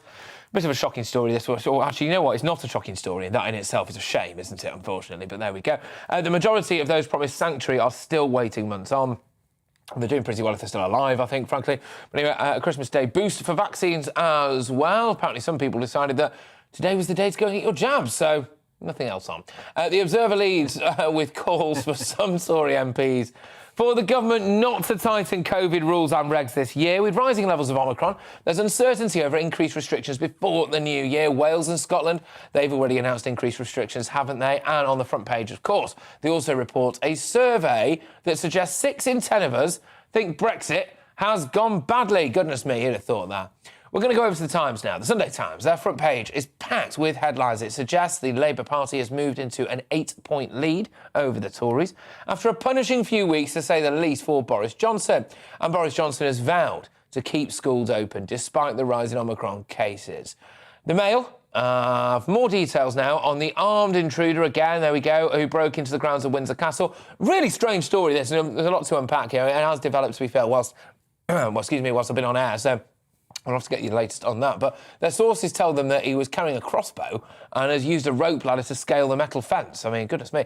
It's not clear if the intruder got close to the Queen or her private apartment. Last night, a 19-year-old man from Southampton was being held on suspicion of breach or trespass of a protected site and possession of an offensive weapon. So, goodness me. Anyway, right, the Express now. I understand your pain. That's what the leads on the Sunday Express. This is, of course, reacting to the Queen's, I think, very poignant speech that she did there. These are the words, of course, spoken by Her Majesty earlier today in a deeply personal speech where she emphasised with her subjects about the fact that she misses Prince Philip so much. Of course, my esteemed panel, we all did our speeches as well. I think it was... We'll never be on the same level as the Queen, but I think it's fair to say we knocked it out of the park. Anyway, right, we may not have seen a white Christmas, but the Daily Star does warn of 25 days of snow. Forecasters say we're in for mild New Year's Eve, but then snow is coming, so you best get your sledges early. Right, that's all your front pages. We've got that out of the way. It's time to bring in my panel. Former Liberal Democrat MP, Led OP, political commentator Andre Walker, and Labour councillor Paymana Assad. So, here we go. What's your favourite kind of Christmas tree? Well, we know it's not Norwegian after the shambolic pine that they sent over to Trafalgar Square earlier this year. But how about the Scottish one? Or Irish? Well, British Christmas tree growers have claimed that as a result of EU red tape, Scottish exports of our favourite festive trees to Northern Ireland have taken a significant hit. Let's ask the panel what they think of the battle of the Christmas trees. Paymana, I'll start with you. Were you a Remain?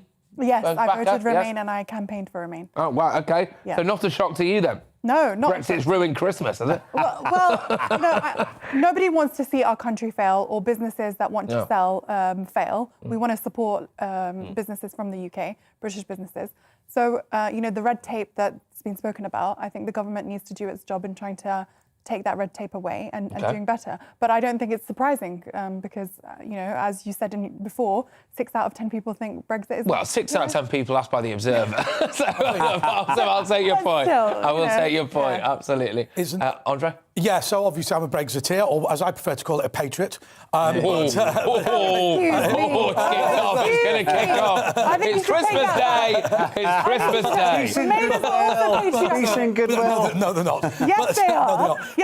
But I have to say something.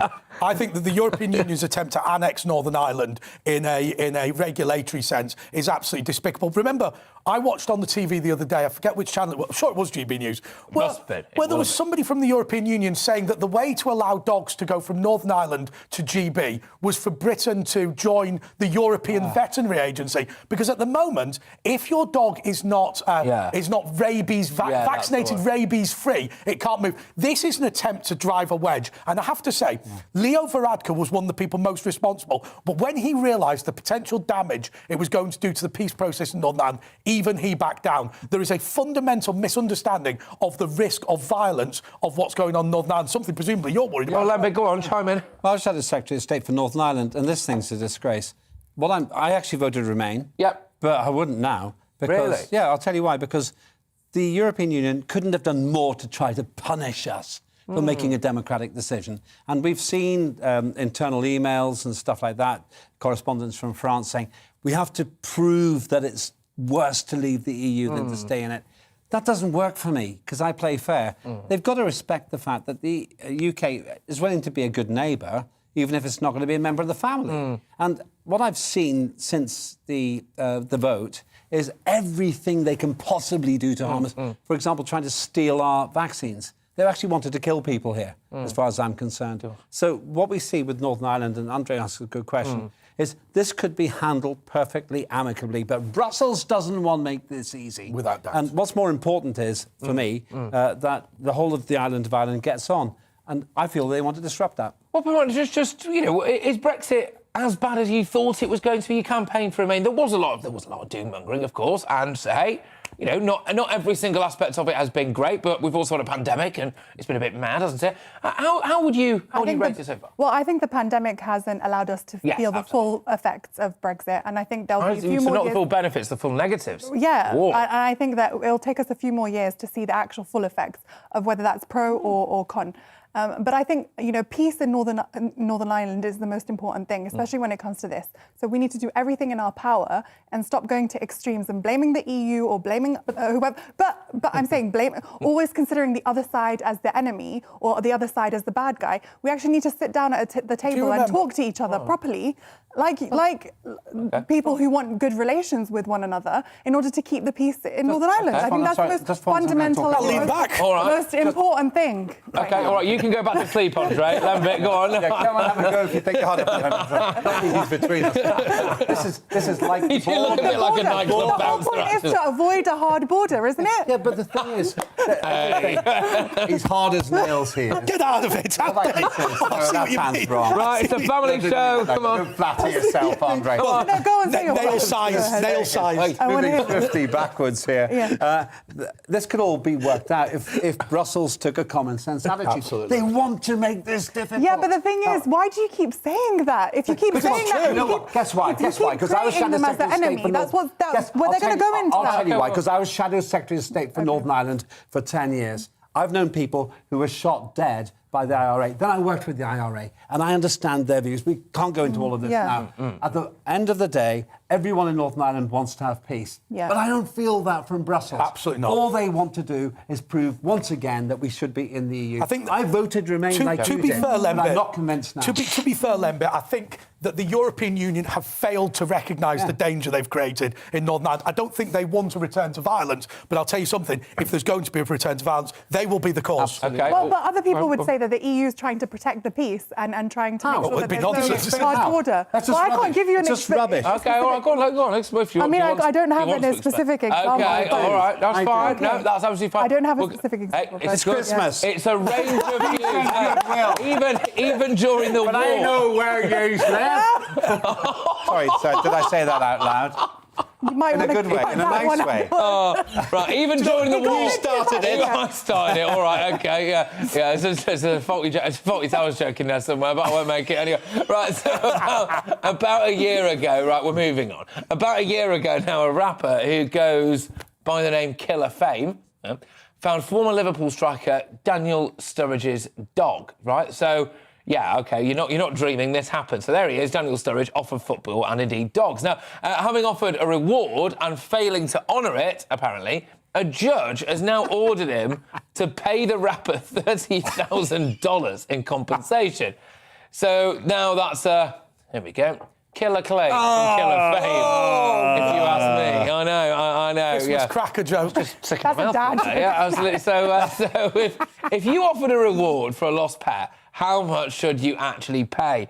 I mean, he's a footballer. So I've got no way of personally knowing whether or not Daniel Sturridge has given this guy any cash, right? I don't know that, but it sounds a lot like he might not have done, right? And he's a multi-millionaire footballer, isn't he? Yeah, but if you're going to say that you're going to give someone a reward, then give them the reward. Yeah. I mean, I think that's fair, isn't it? I think so. Well, it's the rules, isn't it? I saw, do you know, my brother used to be a radio presenter, and one of his mates said that they were going to give away a mini Metro live on air. And when the bloke who won it came along, they got a little dinky car. He got sued as well. No. No, the radio station had to give the person the mini Metro because they said, no, I'm sorry. Wow. It was obvious fair enough, really.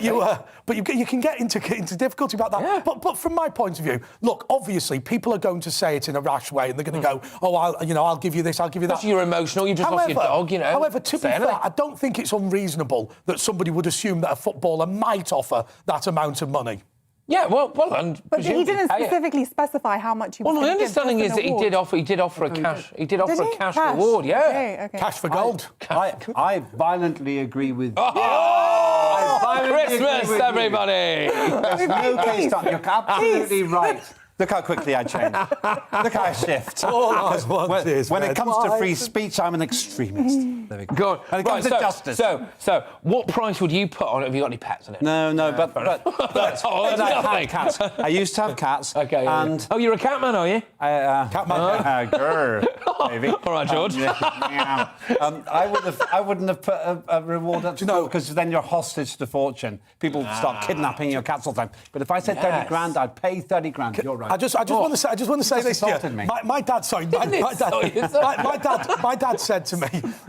to me, we were talking about pets, and he said, I'd be willing to have a pet as long as it didn't live in the house. And the minute there was a vet bill, it'd be right out the door. I think the whole purpose of this is you're supposed to love the thing, not actively. Do you have any pets? No, I had a dog in Kabul, but gosh. Yeah, the dog's left behind. Oh no! What about that bloke who?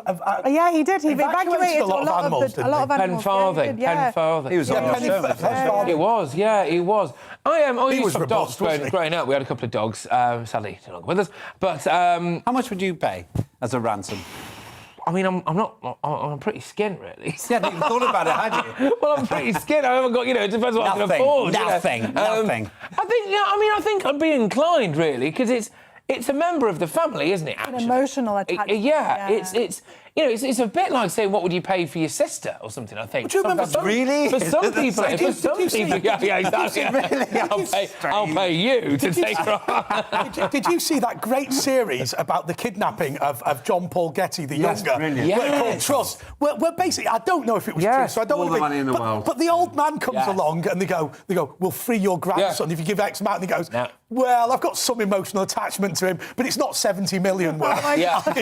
If you want 70 million, just kill him. It's like, do you reckon that really happened? It did happen. I'll tell you the other bit that was funny.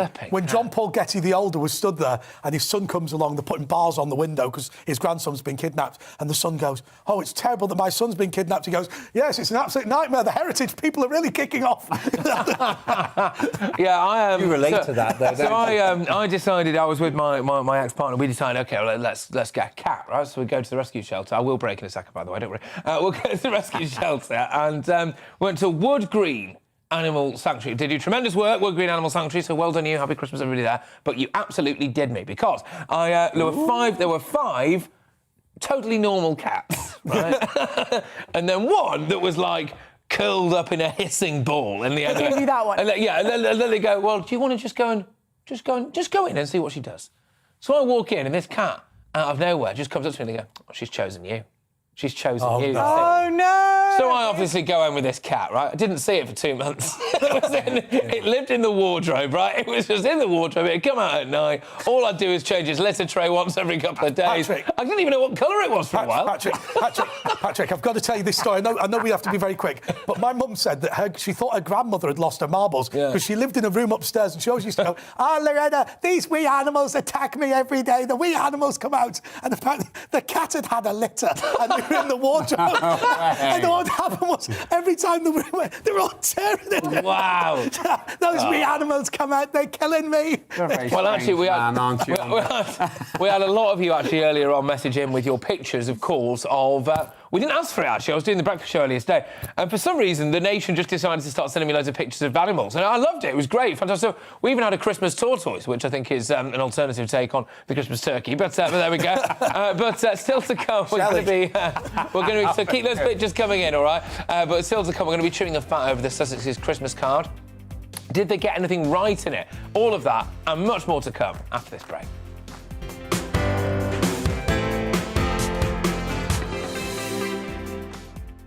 You're watching GB News live across the UK and the world on our digital stream. GB News is Britain's news channel. We are the UK's home of discussion and debate from all perspectives. We are here for you. Don't forget to join our YouTube community by clicking on that subscribe button. And if you want the GB News app, you can click and catch up on programmes anytime. We love to hear from you, so email us. gbviews@gbnews.uk. Thanks for being part of the GB News family. My name is Andrew Doyle. Join me every Sunday evening at 7 p.m. for Free Speech Nation. This is a show where we address current affairs and news stories of the week with the help of two wonderful comedian panellists. I brought in comics because I want to give it a lighter edge, and also they work for less. See you there.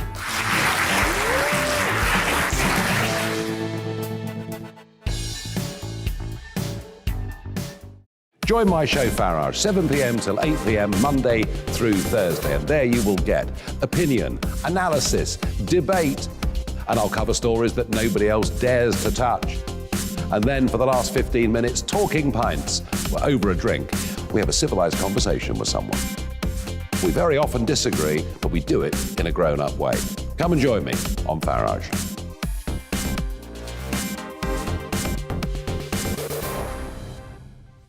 I'm Colin Brazier.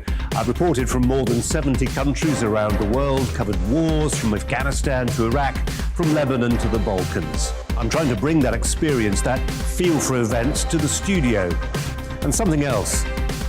I'm ready to give an opinion. Today's stories with a spark. Brazier from 8 p.m. weekdays on GB News.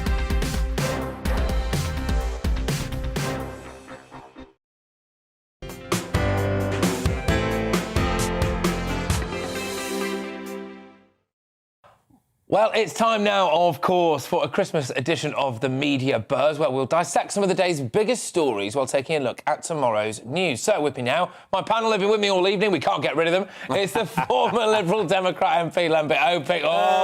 You've seen Andre Walker there. It's all got a bit weird. And, of course, Labour Councillor Paymana Assad. Thank you very much, all of you, especially on Christmas Day. We do really appreciate you making the time for us here. So, yes, here we go, ladies and gentlemen. It's happening. We asked for your sleeping relative snaps, OK? And you, my lovely people, have delivered. John has sent this in. Let's have a look. Oh, hey, good stuff.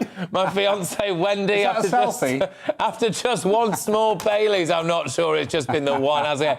She won't be pleased. She won't. I tell you what, she's not going to be pleased. You need to make sure that she never sees this. Anyway, Nadia has sent this one in. Let's have a look.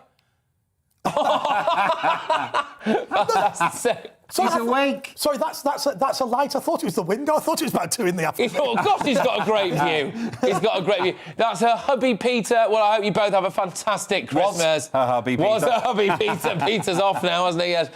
Mark has sent this one in of his dog Griff. Let's have a look at Griff, shall we? Oh, little Griff. Oh, he's a little Griff. But he's very definitely awake. He's very definitely awake or stuffed. Was he listening to the instructions? Hey, we'll take it, we'll take it. Griff's a bit tired too, apparently. And this is Susan. You do this all the time. I asked you earlier on today for just a picture of, like, your Christmas setting. You all just started sending me pictures of your pet. It's happened again. There you go. It's disgusting. Oh, no, it's not. There's no name on that dog, unfortunately, but a very He's a very good boy. And this is Susan's pet dog. So, their first Christmas after being rescued from a horrible puppy farm. Oh, you feel like an absolute... I feel ashamed now, sorry. Lovely dog, lovely dog. She says that they had lots of lovely toys to play with, which has tired them both out. Fantastic. Now, here's Matt McConville napping, enjoying his new hoodie, apparently. Should we have a look? Oh, legend. Well done. Pretend like he's not asleep. Pretend like he's not asleep. Yeah, exactly. Yeah. Somebody's taken the North Star thing to its 10th degree there. Fantastic. Well, thank you very much. Now, Dale has sent this snap in, and we're going to give you a big round of applause in a second, Dale, because that is fantastic. Here we go. Well done, Dale. Yay. Rest of your life. Well done. Go on, Lambert. You got any words of advice for Dale? Yes. Well, with my great experience, Dale, listen to me. Camera 2. A wife isn't for Christmas. She's for life. If only Lambert had taken his own advice. Well, thank you very much. Thank you very much for all of this. It won't last long. So Dale has said, you've asked, sorry about that, Lambert. You've asked for pictures of relatives sleeping on the sofa. Well, after 17 years, I proposed to my partner, Joanne Rigby, soon to be Price, and hey, she's a very lucky lady by the sounds of things, Dale, and indeed so are you. Now, Christine has been in touch. Got loads of these. Christine has been in touch. Sent this one of her husband, Bob. Let's have a look at Bob. Oh, Bob! He's watching us. Hang on a second. He's watching us. No, Patrick, what was he doing 5 minutes earlier? Oh, we can't. No. Come on. PG, let's keep it PG. Let's keep it PG on GB. Oh, wow. OK. He was working from home. Don't say it. Don't say it. Val from... I've never known how to pronounce this place. Is it Syphilis? Carefully. Oh, no, he's probably half the cow. Look at him. At that. That's his Rob. He's fully vinegar. He's blinking. He's blinking. This is brilliant. Eileen, how many of these are there? Eileen has this one of her granddad and Ziggy. Which one's you? Which one's your granddad, anyway? Right. Come in peace. OK, all right. Well, thank you very much, everyone. Thank you so much for all of that. It's great to have an insight into your Christmas days. And I hope that you've enjoyed us entertaining you as well. Now, we shouldn't be too critical, apparently, of well-meaning Christmas cards, adorable family photos. But we're going to anyway. So, what do we think of the Sussex's Christmas card? As the Telegraph pointed out, Prince Harry doesn't seem to own any shoes. Harry also has his knees out. Cheeky bit of knee, keep them interested, has it? Not sure who his style advisor was, of course. Archie. He's dressed like Simon Cowell, apparently. And the letters in the achingly woke Happy Holidays, apparently, are infuriating. Some of them are being told the photo while others overlay it. Is there anything that they got right? I mean, it's a strange already. Apparently, they said that they made a donation for charity as well during the back of this. Andre, you've got some strong views about the royals. I just want to say one thing, right? Oh, on the Oprah Winfrey interview, right, Meghan Markle complained that her children were being discriminated against because they were black. Now, I'm not being funny, but there's not a lot of evidence that actually came about. I mean, let's be clear. Look, as a pale ginger person myself, I think I've got to say to you Two wrongs don't make a right. I think that's what you call mixed race, all right? Oh, come on. Yeah, come on now. Ginger. Mixed up people, more like. Well, OK. Have you got a bit of a soft spot for Meghan and Harry? Oh, I love Meghan and Harry. I think. We don't have cancel culture here on GBNews. Cancelled. Let them live their life. Space. Let them live their life. Send them to Northern Leave Ireland. them alone. Let them live their life. Leave them alone. They've done something nice. They put out a Christmas picture. Yeah. And you can see them on Netflix, some would say. Well, you can see them on Netflix, apparently, although I'm certainly not going to be one of those people. But they're so poor. Why don't we have a Christmas appeal for them? Why aren't you going to listen to the dolphin noises instead? Yeah, which that did was better, true. didn't they? That was true. That was actually true. That was bad. They launched a podcast, didn't they? And it went out, and in the podcast chart, it got beaten by whale song. Which I didn't do that; the world did. Okay, so I had a Christmas once. But those whales were really in tune. I've got to give them that. But yeah, so there we go. So do you think that this year could be, quite a big one for Meghan and Harry? You know, I thought it was. Felt sorry because obviously we were talking about the Queen's speech earlier, weren't we? Right? And I thought. You know, she as far as I could hear anyway, she didn't mention Harry, obviously. She mentioned William, of course she did. I just think it's a bit of a shame, isn't it? What do you think? You know, maybe they could find a way to make up. They should. I think so. I mean, every family has their issues. Oh, yeah. And I think the brothers, definitely William and Harry, should try and make up. I think the issues stem from their relationship, really. OK, well, we're done, I'm afraid. Sorry, ladies and gentlemen. No. Sorry. No, the prodigal son. He's very gonna quick, come back, very peace quick. and goodwill. Without Meghan. OK, right, there we go. Right, thank you very much, everyone. Meghan. I'm getting shouted at by everyone. Right, OK, fantastic. Thank you very much, everyone. From us all at GB News, have a very Merry Christmas. I'll be back tomorrow morning for The Breakfast Show, 6 a.m. See you then. Good night. It's time to remind ourselves there's always another winter. Canary Islands sponsors the weather. Looking ahead to tomorrow's weather, and the UK is looking rather grey with outbreaks of rain in places. Let's now take a look at the details. It will be a grey and gloomy start in the southwest, with some heavy showers at first on Boxing Day. Later on, it should turn drier and brighter in the afternoon. It will also be a grey and misty start in the southeast of England, with some outbreaks of rain and drizzle. Rain will be particularly heavy across East Anglia in the morning. Western parts of Wales will begin rather wet, with heavy and persistent rain in the morning. It will be a mild day, with temperatures starting the day in high single figures. Grey skies will also spread into northwest England, with outbreaks of rain, but snow will fall across the Pennine. A yellow snow warning is in force until midday, with strong winds too. Snow will fall across the Yorkshire Dales as well, and perhaps to lower levels for a time in the morning, giving some tricky driving conditions. Rain and hill snow will spread into southern Scotland through the morning, but it will be a dry, bright and frosty start in northern Scotland. After a wet Christmas Day in Northern Ireland, skies will still be cloudy on Boxing Day morning, with some outbreaks of rain and drizzle. Much of the country will hold on to grey skies through Boxing Day morning, with rain at times. It will be windy for many, but the winds will gradually ease in the afternoon. And that is how the weather is shaping up tomorrow morning. Canary Islands sponsors the weather.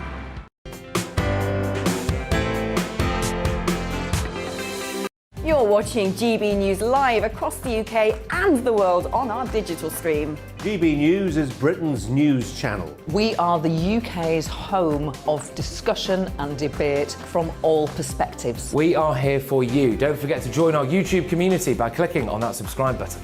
And if you want the GB News app, you can click and catch up on programmes anytime. We love to hear from you, so email us. gbviews@gbnews.uk. Thanks for being part of the GB News family.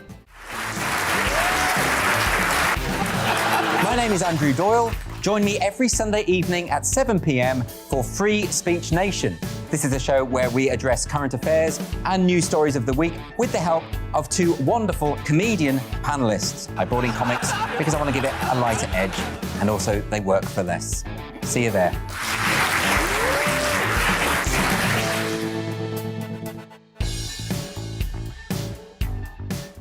Join my show Farage, 7 p.m. till 8 p.m. Monday through Thursday, and there you will get opinion, analysis, debate, and I'll cover stories that nobody else dares to touch. And then for the last 15 minutes, talking pints. We're over a drink. We have a civilised conversation with someone. We very often disagree, but we do it in a grown-up way. Come and join me on Farage.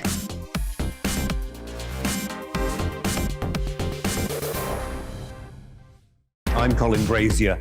I've reported from more than 70 countries around the world, covered wars from Afghanistan to Iraq, from Lebanon to the Balkans. I'm trying to bring that experience, that feel for events, to the studio.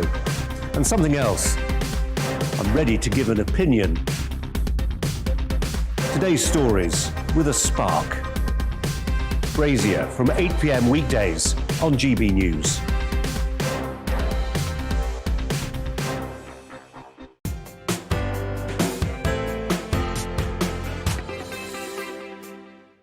Hello and welcome to our GB News Christmas special. I'm Esther McVeigh. And I'm Tonya Buxton, and we are lucky enough to be at Casa Zilli, where Chef Aldo is going to show us how to make the perfect Christmas lunch, full of tips and hints to make sure yours goes perfectly too. We'll also be looking back at 2021 and also looking forward to 2022. So Aldo, let's get cooking. Tonya, Esther, you are such a beautiful ladies, and I am so honoured to have you at Casa Zilli in the kitchen. This is why we love Italians. This is it. There you go. I give it some. Buongiorno, I should have said. Buongiorno. Come va? Come va? Sì, Buon sì, Natale. bene, bene. Buon Natale. Merry Christmas, first Buon of all. Natale. Today is Christmas, so let's cook turkey. And talk turkey. And talk turkey. But you know, lots of people get really stressed out about their Christmas lunch, don't they? But simple things can just make sure that it just goes really well. So what's the first thing you do in the morning when you wake up? Tonya, you know, as chefs, every year we have to do 200 programs on television about the turkey. Yeah. The main event, what to do with it, how to cook it, how long for. So 40, just to quickly, 40 minutes per kilo. That's the first thing to remember for the turkey. Done. I've got one in the oven that's been in there for 3 hours. And what I do is I cook it for 3 hours upside down, and then I take it out and I'll show you all the rest of it. And what all of us non-cooks, unlike you two, what us non-cooks want to know is how do you make sure it doesn't go dry? This is Here we go. the first thing. Here you go. We've got some vegetables here. We've got some carrots, onions, leeks, and celery. You got a bit of garlic in there. All here, some garlic, And yes. what I like is you've kept the garlic in the skins. Why have you done that? Because it stays nice and moist, and in the end it just flavors the food, but you don't need it. Yeah, so this, Tonya, eventually will be my gravy. That's going to be the base of the gravy. All the Yes. flavours are coming from And there. you kept the garlic in its skin. Now, for us like lay people who don't cook, that's so your garlic doesn't burn. Because Yes. burnt garlic is a bad it's a meal. no-go area. Okay, we've got this lovely bird here, 4 kilograms. Lovely. What we're going to do is we've got some butter, which what we've done with this butter is we softened it a bit, and then we chopped lots of herbs, sage, rosemary, and thyme. We just sort of made a butter flavoured with all herbs and sea salt. Sage, rosemary, and thyme are the Christmas flavours, especially sage, aren't they? So I you've think- got I to think get so. some. Whatever happens, you've got to get some sage into that, and you've just So shove it in deeply. So make sure you go from the neck in, okay, under the And skin. a little hint is if you're struggling, isn't it, to get the skin away from the flesh, is you get a spoon, a blunt Well, spoon. if you've got long nails, like my ladies here today. Not me. Not cooking nails. Okay, not you, but you have. I know. So Haven't got that's my why cookbook. I didn't ask you to do this. Thank you, Aldo. Otherwise, you get a spoon, like Yeah, you you said. get a spoon and gently ease the skin away from the And flesh. Aldo, you do a lot of cooking for people who are dairy-free. So can they still do a similar Of course, there's butter a lot of filling, but Oh not butter? yes, on the market now for dairy-free people, there's loads of ingredients. There's a load of replacement for butter and olive oil. Yeah. It's a great friend. Because being Italian traditionally, it would have been olive oil. Olive right? oil, yeah, being it's all olive Italian oil. tradition. Yeah, but I think in Italy they do this now. Yeah. They stuff the turkey with they put this butter with lots of herbs under the skin. Anyway, so under the skin, on top of the skin. And just to say that all of this butter and all the turkey juices are going to melt into the veg, cook the veg, and that is going to make the best gravy. But this is a nice moist turkey, moist gravy, everything's going on in You're here. liking the moist, I tell aren't you, you, Esther? I'm liking the gravy. And then what we're going to do is we're going to put some lemons, orange, and onions. You don't want to put the stuffing inside the turkey because it might not cook right. And it might... Can I just say, this is what I would always have done, is put a stuffing in the turkey. You're saying no, don't do the stuffing. Look at you. No, Esther. No stuff in there, but you're putting in lemon, oranges, lemon. And what I'm- else? Onions. And in I'm there, massaging to my flavour it bird. all. I do like a massage the birds. I can feel that turkey going, please, my neck. The reason that you don't put stuffing in the bird is because it stops it from cooking beautifully. It stops it from the air going around. So I know that, old shows always used to stuff the bird. It's not the best way to do it. And that's why Aldo's doing it this way, because this way it's It's going so to be flavoured. good to have another chef in the kitchen. You know that? I mean, and that speaks English as well. Just.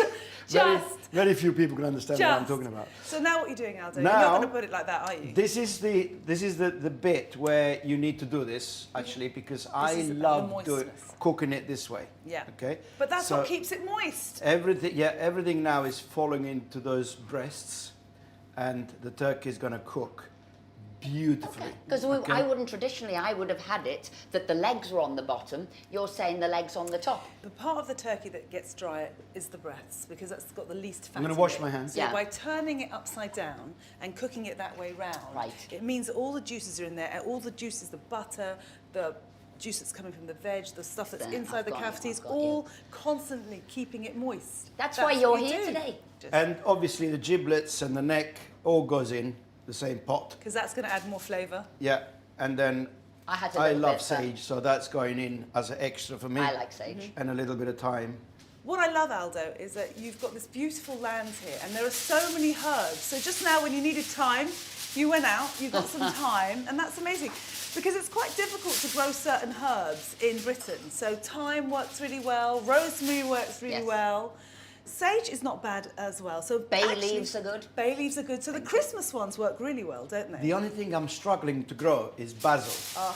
That needs sun. So in the summer it's not too much of a problem, but in the winter it's you need to grow it inside really. But anyway, so this is now my bird is ready to go in the oven. Lovely. Nicely, really well tightly sealed. covered. Do you just do one layer of cling film, tin foil around aluminium foil? I've read in some recipe books to do 2 layers. That's what you're doing 2 layers. There you go. You see, you knew it right. You had me down as absolutely knowing nothing about cooking, but. And the thing is, to do things the day before Christmas, it's crucial. Get ready, get prep as much as possible. You know, we got carrots here, parsnips, we got cabbage, we got celeriac. Potatoes to mash, we got celeriac. So everything is all you're peeling the day before. Yes. You don't lose any of the nutrients because you're going to have to leave them in water then overnight if you've done it the day then before. Then you cook them in the same water. Okay, so it doesn't matter. Can I go? Yes, go on. Should I help you? Wouldn't want to stop a man in the kitchen. One goes in, one goes out. There we go. What can possibly go wrong And that here? smells magic. incredible. Right, so the main event is here. This has been in the oven for 3 hours, upside down, breast down. Now we're going to turn it the other way and put it back in the oven with some pancetta. Wow. Look at that. I think this turkey is ready, my friend. I think you're right. So here we go. Turn my baby round. So we're going to blast it back in the oven with some pancetta on top. And we're going to put the vegetables on the stove to cook, and then we're done. That looks good. So the turkey's been in the oven for 3 hours. You've turned the bird over, and now are you giving a little dressing to I've the dressed breast? it with some pancetta, and now I'm just going to blast it to cook the pancetta on the outside, nice and crispy. Bring it out. Now the mistake everybody makes is to eat the turkey too early. The turkey's been in the oven for 3 hours. You rest it for 3 hours. Yep. And do you know what's really, really good about that? Is that you can then take the turkey, rest it for 3 hours, And then you've do got a everything lovely else. free oven. And how for your important? potatoes and everything. How important was the sage that you just did 2 little pieces of sage on top? It's flavour. Important. Yes. It's all flavour. It's all flavour. We're building flavours here. Right, let me help And you. it smells, you know, the smell of sage, as soon as you put it on heat, it just smells beautiful. Thank you. There We all need a Tony in the kitchen. we go. There we go. There we go. Now turn the oven to 200. Nice and high. So just Nice really and high. just cook off that pancetta, that bacon, And that's whatever it. you're using. What's next? Turkey's in the oven. Now the last half an hour is time for you to get yourself prepped with everything else. So I've got some celeriac and mashed potato. Very, very good combination. Great marriage. Even better than mine. Parsnips. Roasted parsnips with a little bit of honey, which we'll do in a minute. This is the mash, but the mash is actually not going with my turkey. My turkey is going to go with goose fat roasted potatoes. Okay? So we got carrots here with honey, star anise, and butter. All of this are going onto the stove here now. All of this is going to be cooked. Now I'm going to make my stuffing. I've got all my ingredients here, so we're going to mix them in this bowl. A little bit of sage here. Can you pass me the knife, darling? Grazie. When you buy knives also, this is a chopping knife. It's got a little gap there for your finger to chop, okay? This is a filleting knife. It's really thin and very, very sharp for filleting. Just different knives for different use in the kitchen. And keep them really, really sharp all the time. Yeah. And don't look at other people when you're chopping. Yeah, see, I can't do that. I can't do that. It's been, I've tried and tried and tried. I cannot do it. So that's why I always say I'm a cook and he's a chef. Yeah, to be honest, I keep my eyes closely on the knife, see what's happening there. I take it. Aldo, can I just ask you a question? You talked about the sausage meat there with fennel, Italian sausage meat. Right, so how do you get it? Do you buy them sausage meat and chop the fennel in? Do you buy sausages and squeeze it out? How do you get it? Just get the best quality sausage you could find. And then squeeze the meat out from inside. Okay, 100%. I can do that.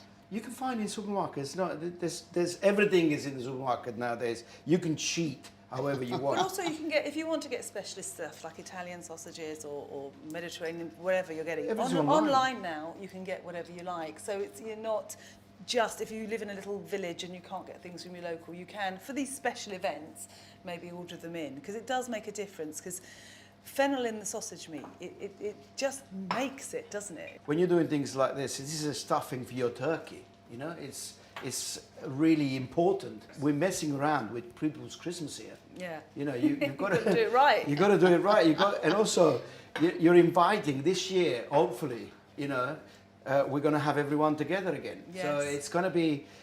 We haven't had this. And also, the ingredients are, you know, the apples raw. Onions raw, because this is all going in the oven. So these are beautifully made. Now I'm going to put them in the oven. Gloves off. How long would you put these in the oven for, Aldo? Don't forget it's raw pork. Yes. So it needs to be cooked properly. So I would put this in the oven for half an hour, 25 minutes, half an hour. Yeah, and I don't mind if it gets a bit. I like a crispy. Bit crispy. So yeah, it's actually better. Yeah, I agree. Yeah. So in the oven. Put the oven in 180, 190 in there. Right, let me hear you clear. Now we have a little bit of clear up.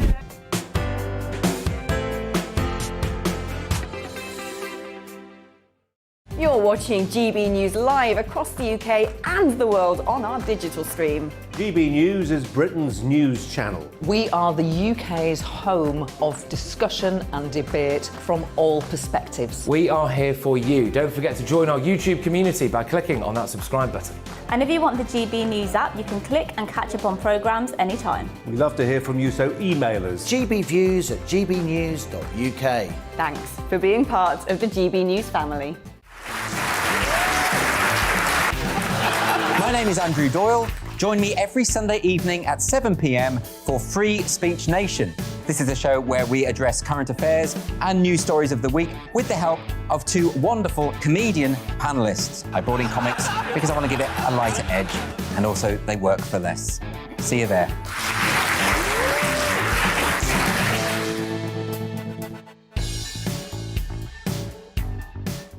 Join my show Farage, 7 p.m. till 8 p.m. Monday through Thursday, and there you will get opinion, analysis, debate, and I'll cover stories that nobody else dares to touch.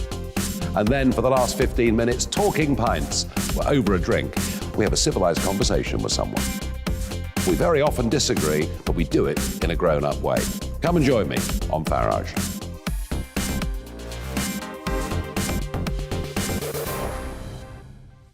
I'm Colin Brazier.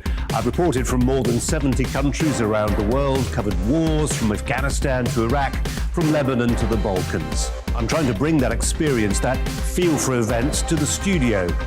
And something else. I'm ready to give an opinion. Today's stories with a spark. Brazier from 8 p.m. weekdays on GB News. Join us for Political Correction. We're here every Sunday to correct politics and put you, the people, back in charge. We talk about all areas of the United Kingdom, including Northern Ireland. Our debate goes way beyond the Westminster Village. It's about the real country. It's about your opinion. So please, we want you to tell us what you think. This is the Political Correction. Every Sunday morning from 10 a.m. here on GB News.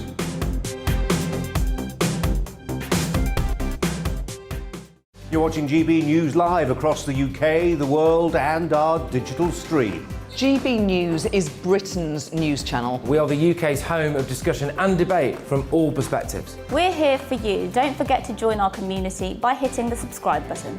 And download the GB News app so you can click and catch up on programmes anytime. We love to hear from you. Email us at gbviews@gbnews.uk. Thanks for being part of the GB News family.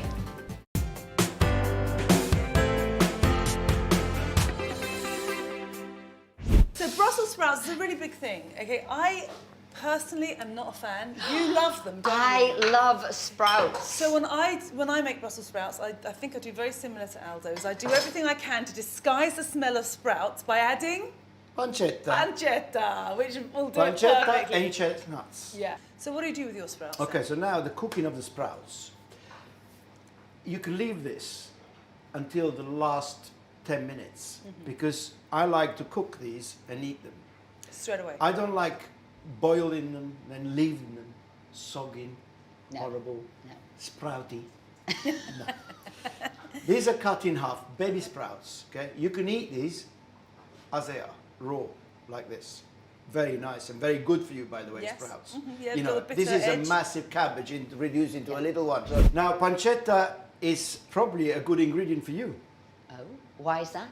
Because isn't it dairy-free? Yeah, so I'm not going to put butter in it. Yeah. So this is good for you. Oh, There's good. enough This has fat got its in own the fat. pancetta and in the meat. This has got its own fat, and you know, when you render the fat on a pancetta, I put it in a cold pan, put it onto the stove, and let the pancetta come slowly. A lot of people make the mistake of putting it in a very, very hot pan, put the pancetta in and burn it, and then you don't get any flavor, you don't get nothing. So this is the best way of doing it.